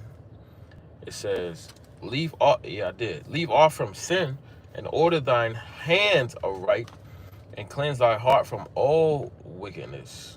So we gotta order our hands aright. We gotta put our hands in places that can get us viewed as blameless and spotless, you know, to the best of our ability. Ordering your hands aright is doing the work of the Lord. You know, that's another thing that you can do. Certain individuals, they have to make sure that if they once put their hand to the plow, they haven't taken their hands off. You know, if you've taken your hands off, whether you was doing the work and then you just stopped doing the work, that's not ordering your hands aright. Or a certain sister, you know, because we always have to be mindful of righteous women. There will be women in the kingdom of heaven as well. So even certain sisters, they might have left a certain household. They may have been under the umbrella of the truth, you know, and they may have had their hands ordered right, cooking, cleaning, sewing, you know, making sure things have fringes on the clothes, and making sure the food is done, making sure the children are taught. Certain sisters might have had their hands ordered right. They may have stopped doing that. Certain brothers, they may have been on the highways and byways. They may have said they left the truth. They're not a part of that anymore. Or certain sisters may have said they left the truth. They're not a part of that anymore. Or certain individuals may not even know about the truth yet, and they may be trying to figure this thing out. You have to set your hands aright. Order your hands aright. And that's something that's very big, because whatever you do as far as your labor, that's going to help you, you know, especially if you're working 8, 10, 12 hours on a job, and you take that hard-earned money and you help somebody out. You give alms, or you want to get Bibles for this congregation, or you want to get fringes for this congregation, or you just want to help somebody get to another day or feed them. That's ordering your hands aright. You know, that's helping somebody out. You know, the Lord looks at that, and that's something that won't go unnoticed. That's very big, you know. So order your hands aright and cleansing your mind. Cleansing your mind is very big, you know, because you could weigh yourself down. Let's get this in Sirach 14 real quick. You know, cleansing your mind could be a big thing, because somebody could be holding on to things that they fell short of last week, or yesterday, or 2 weeks ago, or last year. You know, so this is what the Lord wants. Sirach 14 and 2. The book of Ecclesiastes, chapter 14 and verse 2, it says, blessed is he whose conscience hath not condemned him, and who has not fallen from his hope in the Lord. So a lot of people, they may fall from the Lord based on their shortcomings and errors. You know, you fall short, you got to continue to endure. And so many times Peter fell short. So many times Paul fell short, you know, which he used to be Saul, but the Lord brought him into the truth. You know, just imagine you in your mindset as Paul, the apostle. You know, somebody in a region of Rome or Ephesus, or somebody in Galatia, reminding you about how you used to kill Israelites, how you used to stone Israelites, how you used to wreak havoc in other Israelite households. Just imagine somebody telling you that you used to do this in the truth, or you used to do that. Certain brothers might have broke down the scriptures wrong, or certain sisters might have messed up certain foods in the congregations on feast days. Just imagine somebody reminding you of what you did wrong. You know, brother, you always late to count. You know, brother, you don't never You know, never do videos. Well, hold on now. Let's slow the roll. You know, let's really get to the root of this. You know, what what's going on? Is this brother bettering himself, or is this sister bettering her cooking? Is this brother late because he want to get to camp in the right spirit? I'd rather get to camp late in the right spirit than get to camp early in the wrong spirit. You know, because what the outward appearance see, the Lord sees something different. If you don't believe that, ask Jesse, ask Samuel, ask King David. You know, a lot of people looking on the outward appearance, but as long as that individual mind and spirit is right, have mercy on them. You know, because a lot of times we look for, we quick to look for mercy from somebody else, but we real fast to point the finger. Yeah, that brother smoking weed again. You know, well, brother, hey, hold on. Did you pray for the brother, or you just attacking the brother, antagonizing the brother? You know, yeah, he's smoking weed, but you watching porn. You looking at Edomite women and two homosexual men go at each other. You know, stop pointing the finger and get in the spirit of being on the forefront. What's really going on? This brother dealing with something that we don't know about, we don't see. You know, what if I had to deal with what he dealing with? Would I be in the same spirit? Would I be saying, well, I need to check myself. I need to do this. I need to do that. You know, brother, why you late to camp again? You know, what's going on, brother? You need help. You know, your car messed up. A lot of people, hey, they might just be ashamed. But I got to get a jump 20 minutes every time before I can get out here. A lot of Israelites may be ashamed. You know, so before you judge, before you quick to jump the gun, you know, you got to look at something in a sense that you may not be looking at it in. You know, so you got to cleanse your mind, because your mind could be telling you this brother don't never come to camp. He's just wicked. Well, brother, go to his house. See what's holding him back. See what spirits and demons is holding him back. You know, maybe you can help him in ways he's never been helped. You know, a lot of Israelites, they deal with anxiety, they deal with depression, and they beat themselves up to the point where they don't even want to be around nobody. If you know that, and if you got that mindset, then you can be the one to help them and pull them out of the fire. Con, you got a point. Kanye, I got two quick precepts to the spirit. I know I said I was done, but this you can't quench the spirit of the Lord. This is Psalm chapter 73 and verse 13. It says, "Verily, I have cleansed my heart in vain and washed my hands in innocency." See that? So you want to make sure that you're clean, and like the spirit of David, and wash your hands in innocency. Right? David was known for having clean hands. Right? And people always gave a good report of him in the scriptures when he was a young man and when he was old. Right? And that's why the people loved David, because he had a pure heart and he was always sincere with everything he did. Right. This is Ecclesiastes chapter 18 and verse 20. It says, "Before judgment examine thyself, and in the day of visitation thou shalt find mercy." And the only way you can receive mercy from the Lord is if you're giving mercy. Like the brother was just saying, people like to receive mercy, but they want to point the finger.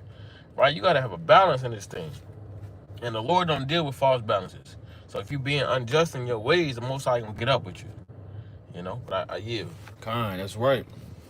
And it also says in James chapter 4, you get this precept real quick. You know, we was gonna wind down, but you know, we got a couple more points we gotta touch on. This is James chapter 4 and verse 8, and it reads, "Draw nigh to Most High God, and he will draw nigh to you.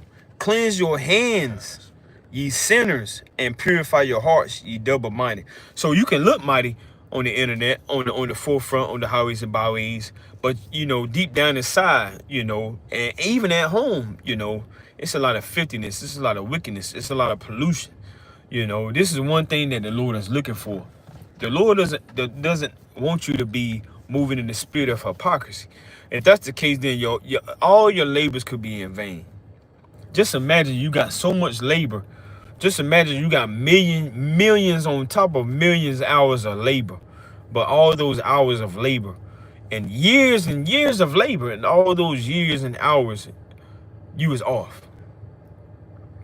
Hey, the Lord isn't regarding any of that. That's a precept that says, if you fall short, the Lord can forget about your good works. I just read that the other day. You know, you said what? I just read that precept the other day, and it kind of like flickered a light in my mind. Like, just imagine one sin and all of your work and all of your faith going down the drain. And that's kind of scary when you think about it. It kind of make you not want to go off.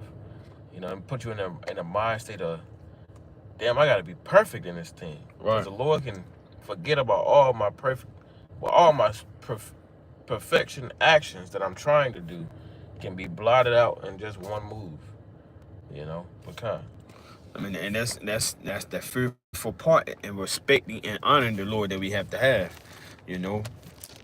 And I also wanted to get Psalms real quick. Let me get this in Psalms. It's the book of Psalms. Psalms chapter 24 and verse 4, and it reads, "He that had clean hands and a pure heart," talking about your mind, "who had not lifted up his soul unto vanity, nor sworn deceitfully, he shall receive the blessing from the Lord Yahweh and righteousness from the Most High God of his salvation." Now, people like to read that, and they just think of the smallest thing. You know, that blessing from the Lord could be your wife being sprung up in so many ways that can help you as a man. You know, because the Lord also said, "He that getteth a virtuous woman, his blessings will be double." You know, your children can come up in so many ways, mighty, that you can't even you know, push them towards. You know, because the Lord, he can get the increase.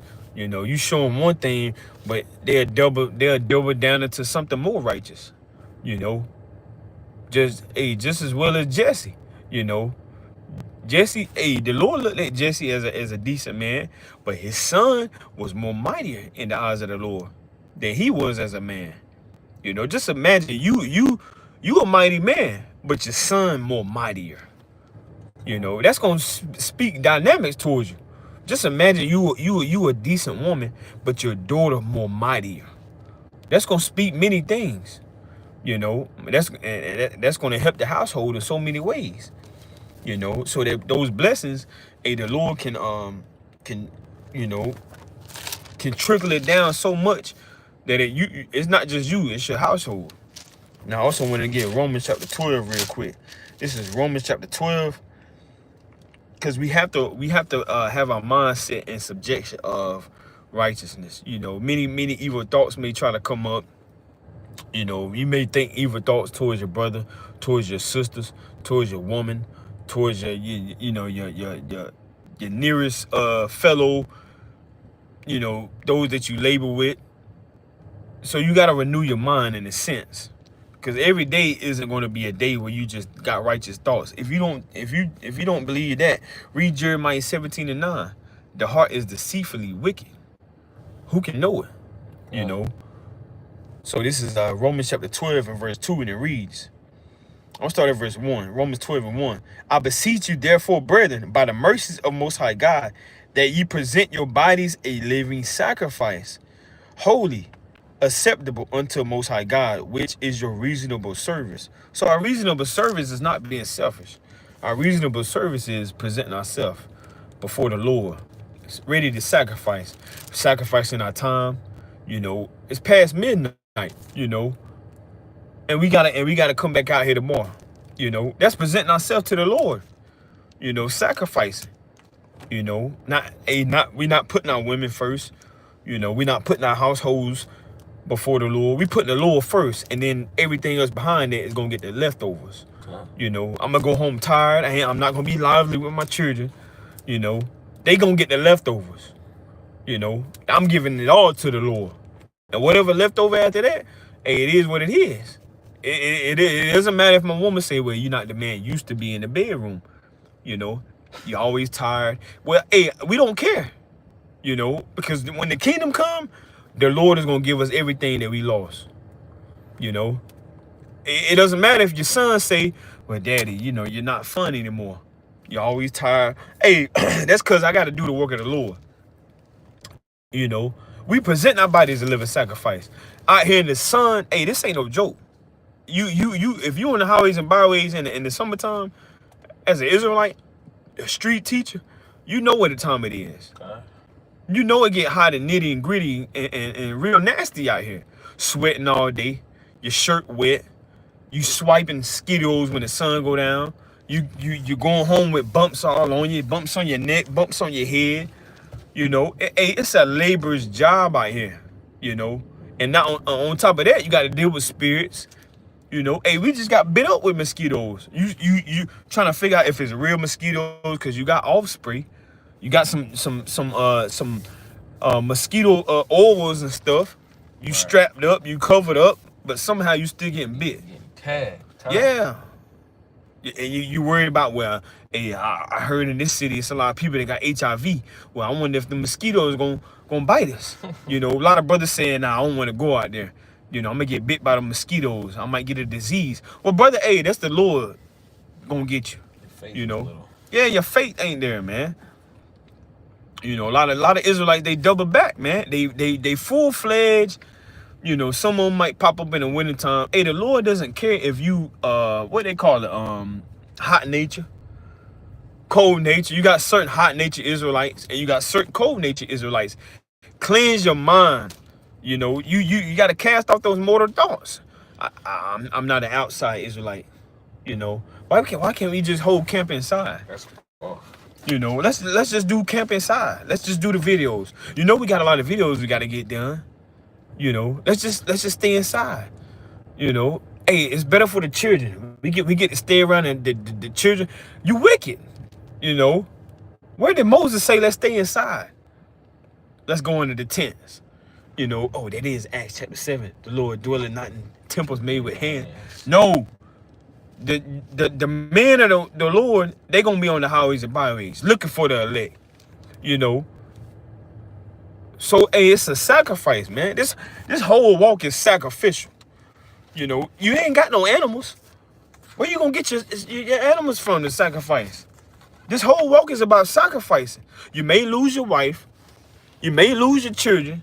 You may lose your job. Your boss man might come to camp with a GoPro on him, ready to deliver you up. This is a sacrificial ministry. This ministry ain't for the weak, you know. So you got to get your mind right. A lot of men, they ain't got their mind right. And a lot of men, they got to show themselves men. We got to touch on that too. Show yourself a man. Stop being so weak and effeminate. Whoever see this video, hey, the Lord wanted them to watch this video. It's a lot of brothers that's not moving in the spirit of a man. You know, you want your woman to do everything for you. Baby, can you pay the bills? Baby, change the tire. Baby, hey, fix the floors. Your floors is falling through. You got your woman down there looking at measurements, pulling out the tape measure. You know, got your woman doing everything. You know you always build better than I do. You're using the balance thing to make sure everything even. Look, you got to show yourself a man. We living in the last days. You gonna have men might try to break in your house. What if we go through a whole I Am Legend or what's that movie? Book of Eli. Nah, that's a good one. The Purge. Yeah, the Purge. What if we go through a whole Purge, man? Where the men at? You know, your wife. Give me the gun. Give me the sword. I knew I shouldn't have married you. What if your wife say that? You make me sick. Jesse, go get the door. 4 men outside. Oh, baby, oh my gosh. You know I always get stomach jittery. Certain Jake's gonna be throwing up. Yeah, hey, your woman gotta get the door. Your woman gotta go out there with a sword, with a bat. You know. Hey, I had a Jake tell me yesterday at work. I made this. I'm not making this up. He said a man came to the door, started knocking on the door, and she the one that got the shotgun. That's crazy. She the one got the shotgun. Who that is at the door? Yo, I mean, like, well, she learned that. Where the men at? We don't got a lot of men left. You know. Hey, you know, I ain't gonna say a lot, but. You know, certain men that I grew around. Hey, my mama was the one that got the gun. You know, hey, it might be funny, but I'm just keeping it real. You gotta show yourself a man. Shew thyself. And man, when King David said this, let's get 1 Kings chapter 2. When King David said this, and you know, we trying to go through these precepts as swiftly as possible because we do got to come back to camp in a couple of hours, you know, well, not a couple of hours, you know, soon. But you got to show yourself a man, especially if you desire to be a husband. If you are a husband, if you are a father, if you are a camp leader, if you're an aspiring leader to be over a camp or a congregation, hey, this ain't the walk for you. If you ain't trying to show yourself a man, you ain't got no business trying to be a husband. If you ain't trying to show yourself a man, you ain't got no business trying to be a father. You're going to have to get your hands dirty. I'm just being real with you. You're going to have to get your hands dirty. And you ain't going to always have the answers right then and there. That's why you got to have Yahweh and Yahweh Shah. Now, this is 1 Kings chapter 2 and verse 1, and it reads, Now the days of David drew nigh that he should die. And he charged Solomon his son, saying, I go the way of all the earth. So he done been some places. He done seen some things. He got some experience. You know, he had some bloody hands. He wasn't a feeble man. You know, how you gonna be a man, but hey, you know, you telling your son to be a man, but you know, you just weak. You know, yeah, son, you gotta do it like King David wasn't weak. You know, King David, hey, he was a man. You know, so he said, I'll go the way of all the earth. So he had some experience. You know, and what I like to say to a lot of brothers, you gotta kind of just have a spirit of learning, you know, because when you become a husband, you know, you gotta be able to move, you know, you gotta be able to do some things because there's a lot that goes on in the household. You know, you gotta fix some stuff. You gotta be a quick thinker. Your woman might get emotionally attached to something. You know, your woman might lose sight of some things. Your child might get emotionally attached to something. Your child might lose sight of some things. You got to be a quick thinker, you know. So you got to be a man in the aspect of trusting in the Lord. You know, you sound in the spirit. You got to be a prayer. That I will add that you got to be a prayer warrior. You got to pray. You know, that's what King David did. King David was a man of prayer. You know, just read Psalms. You know, I water my couch with my tears. Help me, Lord. You know, answer my prayer. I'm gonna read one. I'm gonna read one for you. You know, we can go on and on. This is Psalm chapter 25, and I'm gonna start at verse 1. It says, Unto thee, O Lord, do I lift up my soul. So anytime you lift up your soul, that's just not in fasting. That's also in prayer. You know. Verse, I'm gonna go down to verse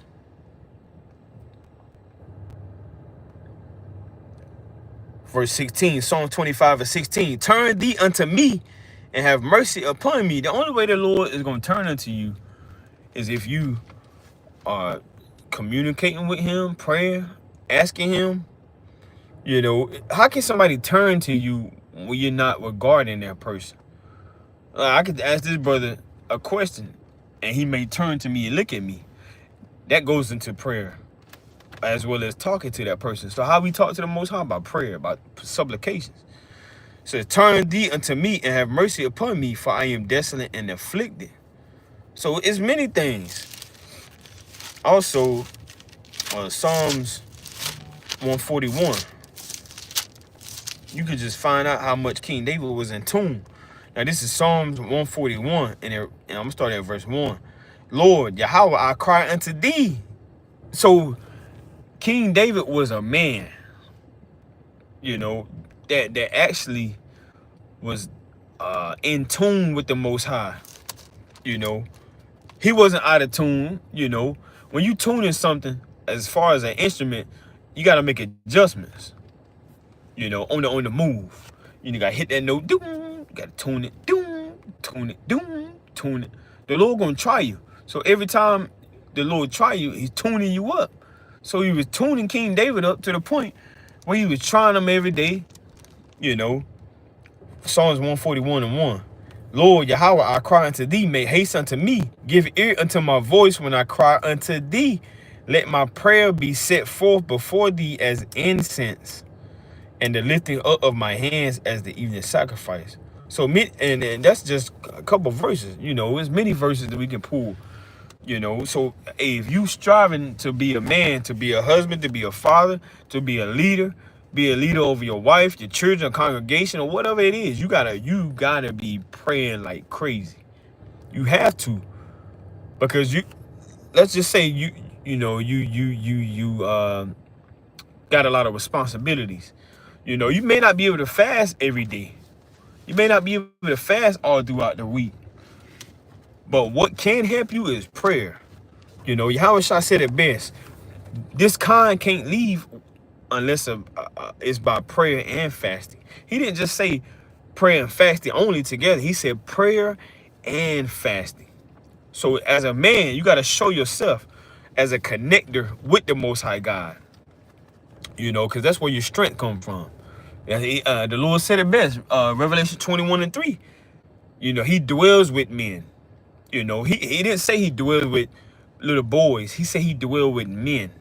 You know, even in the law, it's a restriction. You can only go to war when you're a certain age. Gotta be a man.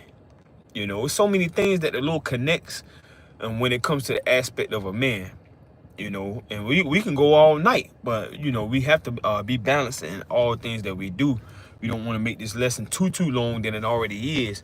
So you have to show yourself a man, you know. And King David said it best. So you want to have some experience. So, you know, even in this day and age, all hell is breaking loose, but it ain't broke loose yet. You may have to have a little experience. You may have to be able to work on your car a little bit. You may have to know some plumbing. You may have to know some electrical, which is not a commandment, you know. But King David, it wasn't just him knowing how to use the sword. How in the world was he able to get all those women to follow him? He had to know what he was talking about, you know. He had to know how to take care of a woman, how to love a woman. When he say he go all the way of the world, he knows how to treat his woman right, you know. Now this is 1 Peter, and all of this go hand in hand with the Most High.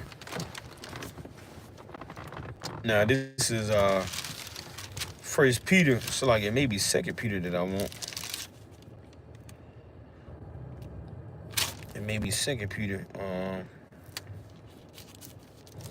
Let me find this precept real quick. Or it might have been 1 Peter. I might be overlooking it. Now this is 1 Peter chapter 5. And it's like I'm gonna come back to that, but I want a different precept though.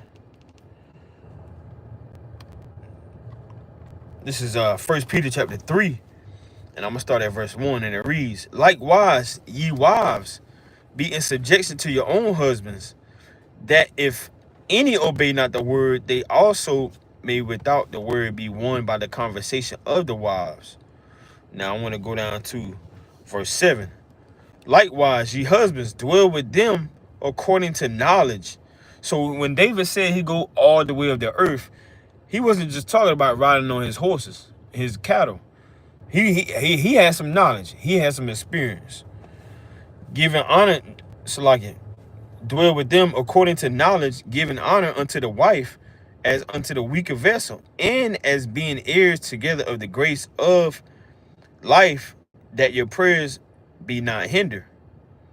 Finally, be ye all of one mind, having compassion one of another, love as brethren, be pitiful, be courteous.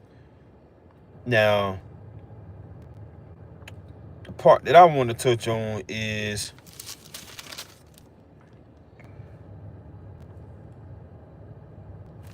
like I want to get this precept real quick.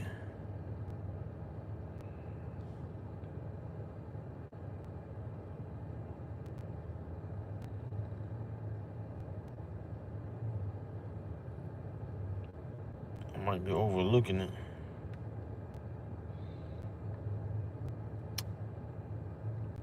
Or it's verse 9. It's like 1 Peter 3 and 9. It says, not rendering evil for evil, or railing for railing, but contrariwise blessing, knowing that you are thereto called, that ye should inherit a blessing.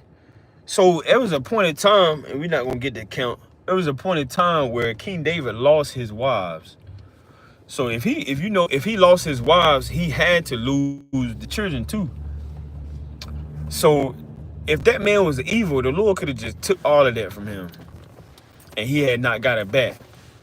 So when he said he go all the way of the world, all the way of the earth, you know, that lets me know, and I don't need a lot of precepts to back this up, because the Lord said many things was written for our learning. He was treating his women right, you know, and he had his house in order, you know.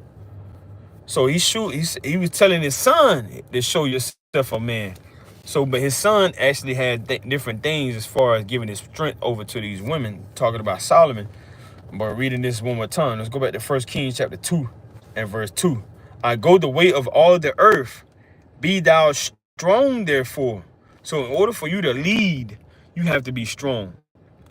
That's the only way you're going to be able to be a great leader.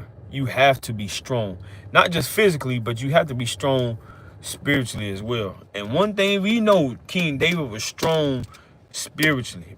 And how do we know? You just read. I mean, it's all throughout 1 Kings, all throughout Chronicles, all throughout Psalms, you know, contrite spirit, you know. And the Lord also said, I want to get this real quick. This is 1 Samuel chapter 16. Let me get this in 1 Samuel. 1 Samuel chapter 16, and I'm going to start at verse 3, and it reads. I'm going to start at verse 2. 1 Samuel 16 and 2. And Samuel said, how can I go? If Saul hear it, it's talking about him crowning the new king, because Saul was getting cut down at this time, and the Lord was putting it on Samuel to go find a new king. 1 Samuel 16 and 2. And Samuel said, how can I go? If Saul hear it, he will kill me. And the Lord said, take an heifer with thee, and say, I am come to sacrifice to the Lord. So the Lord is teaching him how to be wise. Stop thinking that being wise is a sin. You got to use your wisdom, kind of finesse some things a little bit. Verse 3. And call Jesse to the sacrifice, and I will shew thee what thou shalt do. And thou shalt anoint unto me him whom I name unto thee. And Samuel did that which the Lord spake, and came to Bethlehem. And the elders of the town trembled at his coming, and said, comest thou peaceably? And he said, peaceably I am come to sacrifice it to the Lord. Sanctify yourselves and come with me to the sacrifice. And he sacrificed Jesse and his sons. And he sanctified Jesse and his sons, and called them to the sacrifice. So this is a appointed time where the Lord is about to allow a blessing to be appointed unto him. And the verse that I want to touch on is in, I'm going to jump down a little bit. And I'm going to jump down to verse 11. 1 Samuel 16 and 11. And it reads, and Samuel said unto Jesse, are here all thy children? And he said, there remaineth yet the youngest. And behold, he keepeth the sheep.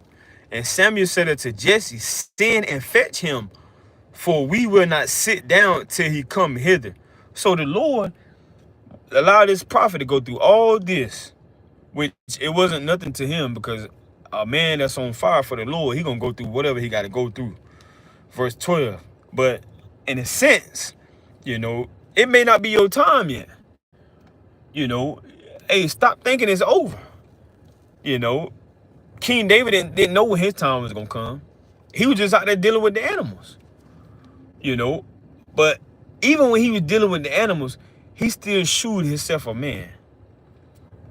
You know, and like I tell the brother on my right, before you become a husband, you got to start walking like a husband. Don't just think you can prepare yourself when you see that woman. You supposed to already been moving before that woman even in front of you. You know, because if that's the case, whatever the Lord show you, you ain't ready for. because now you got to fix yourself to get ready for it. You know, you done went to 4 job interviews, and all 4 of them, you had sweatpants on. You went in there with your Crocs. You know, you had sweat marks on you. You know, you didn't present yourself right. So you must have been saying the other 3 jobs didn't want me. So this 4th job, I know they ain't gonna want me. Brother, you moving in the spirit of a doubt. You don't have no hope. You gotta show yourself a man, an Israelite man that's literally moving in the spirit of righteousness, striving. He confident, you know. Stop going up to these women. Man, you know, I know you got a man, but how you know that, brother? Just because she look good, that don't mean she got a man, you know. A lot of brothers, they just give their opportunities away. You know, I know I can't get this car. This car, this ain't something I drive. Why is that, brother? It's a good looking car, so you don't think the Lord wants you to have it? A good looking woman, you don't think the Lord wants you to have it? You know, all them precepts, you don't think the Lord wants you. I can't teach, brother. You know, brother, you ready to teach? I can't teach, brother. Little old me, nah. I've been dealing with them animals, man. You know, I've been a shepherd all my whole life. Show yourself a man. You know, stop letting these doubts get to you. Man, I can't fix them floors. Surely I can get Esau to come in here and fix them. Yeah. Man, I can't change that light bulb. Show yourself a man. Stop letting all these spirits put doubts in your mind. You know. Man, I'm not ready to be no father. Brother, your wife is 9 months pregnant, ready to have a baby. Stop doubting. Man, I can't take care of that baby. You know, man, I think I'm dealing with postpartum depression. Who gonna pay these light bills? Who gonna pay this mortgage? You know, man, I might lose my job. What am I do? Brother, show yourself a man. Get you multiple gigs or something. You know, you can't just sit at the house and stay in the precepts all day. Yeah, I gotta get ready for camp next week. While my wife go to work, I'm gonna look at a video and I'm gonna write the precepts down. You know, you gotta move in a different spirit, man. It's 2025. So look, King David was out there dealing with the animals. You know, how in the world was he able to just overcome all of the years of the not getting trained, and he wasn't at war daily like his brothers, and you know, he was just out there dealing with the animals. And who was able to help this man? He was in tune with the Most High. That's how. You know, just because it ain't your moment, that don't mean you ain't got to practice.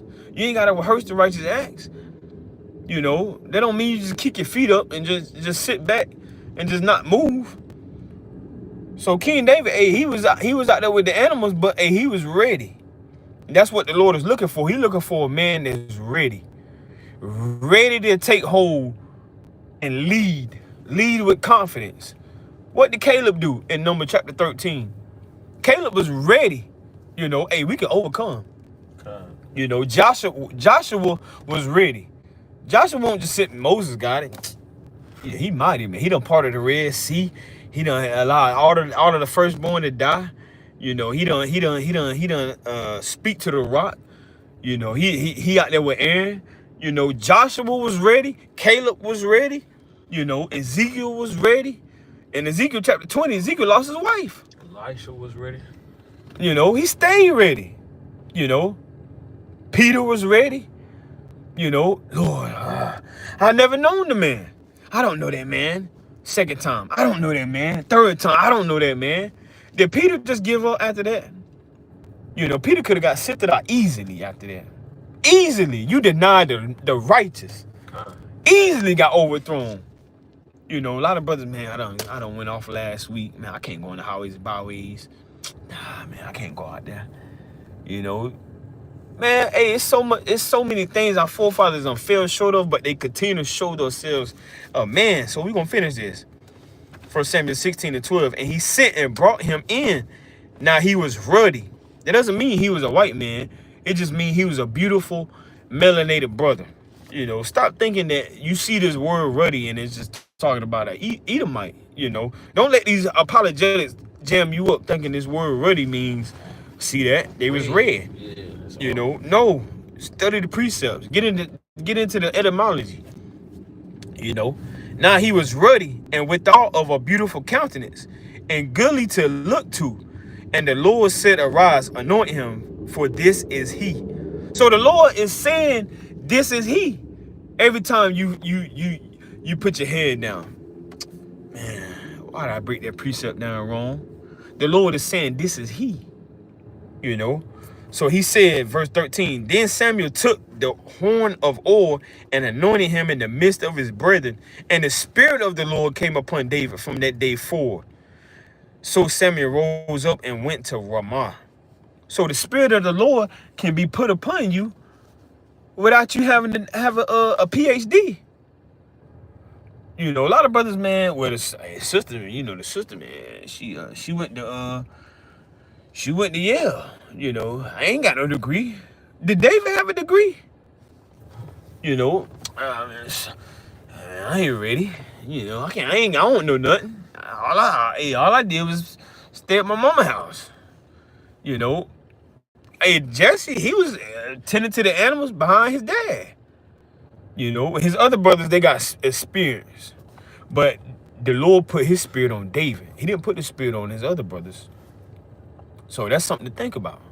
You know, next time you doubt and you lose hope, you know, you wanna be feeble-minded. You know, the Lord said, cast away the mortal thoughts from you and show yourself a man.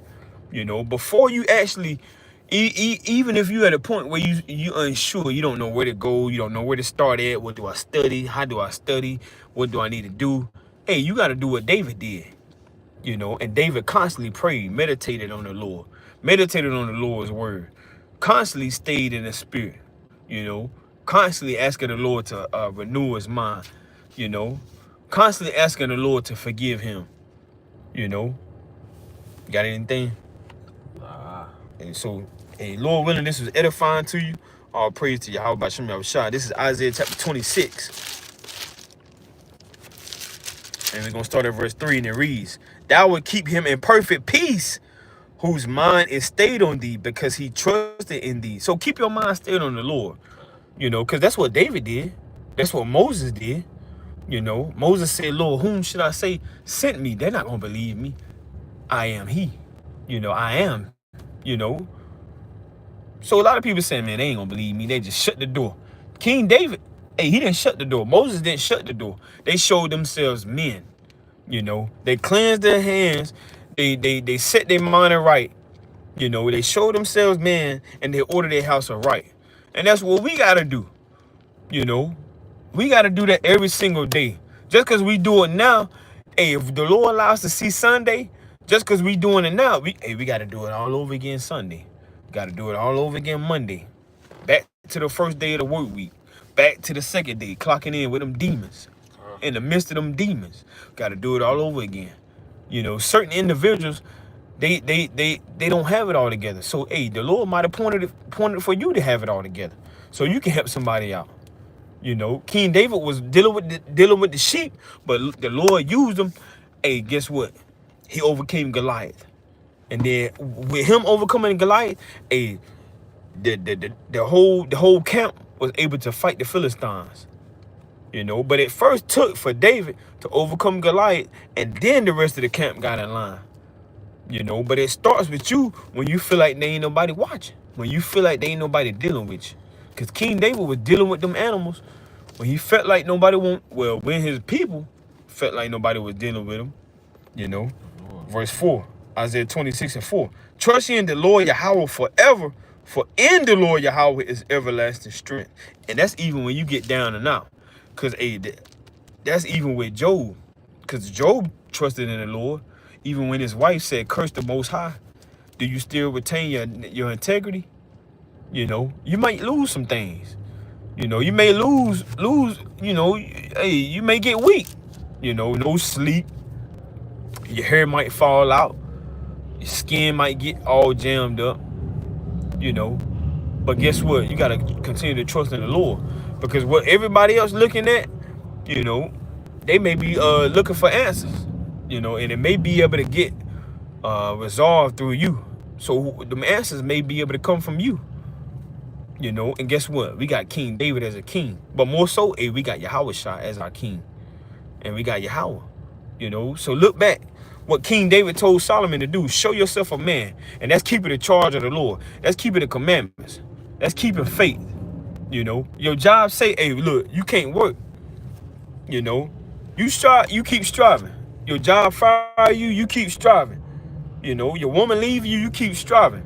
Your spouse leave you, you keep striving. Show yourself a man. And if you're a woman, you got to show yourself a woman, you know. Because just imagine how much burden it was on Mary to see her son go through pain and hell and agony. You know, it's a lot of women, hey, they going through it too. But you got to continue to trust in the Lord. You know, trusting in the Lord ain't just a one season thing. Even when you don't got answers, you got to continue to look for those answers. Because before I came into this truth, I had to trust in the Lord. I had to keep seeking, you know.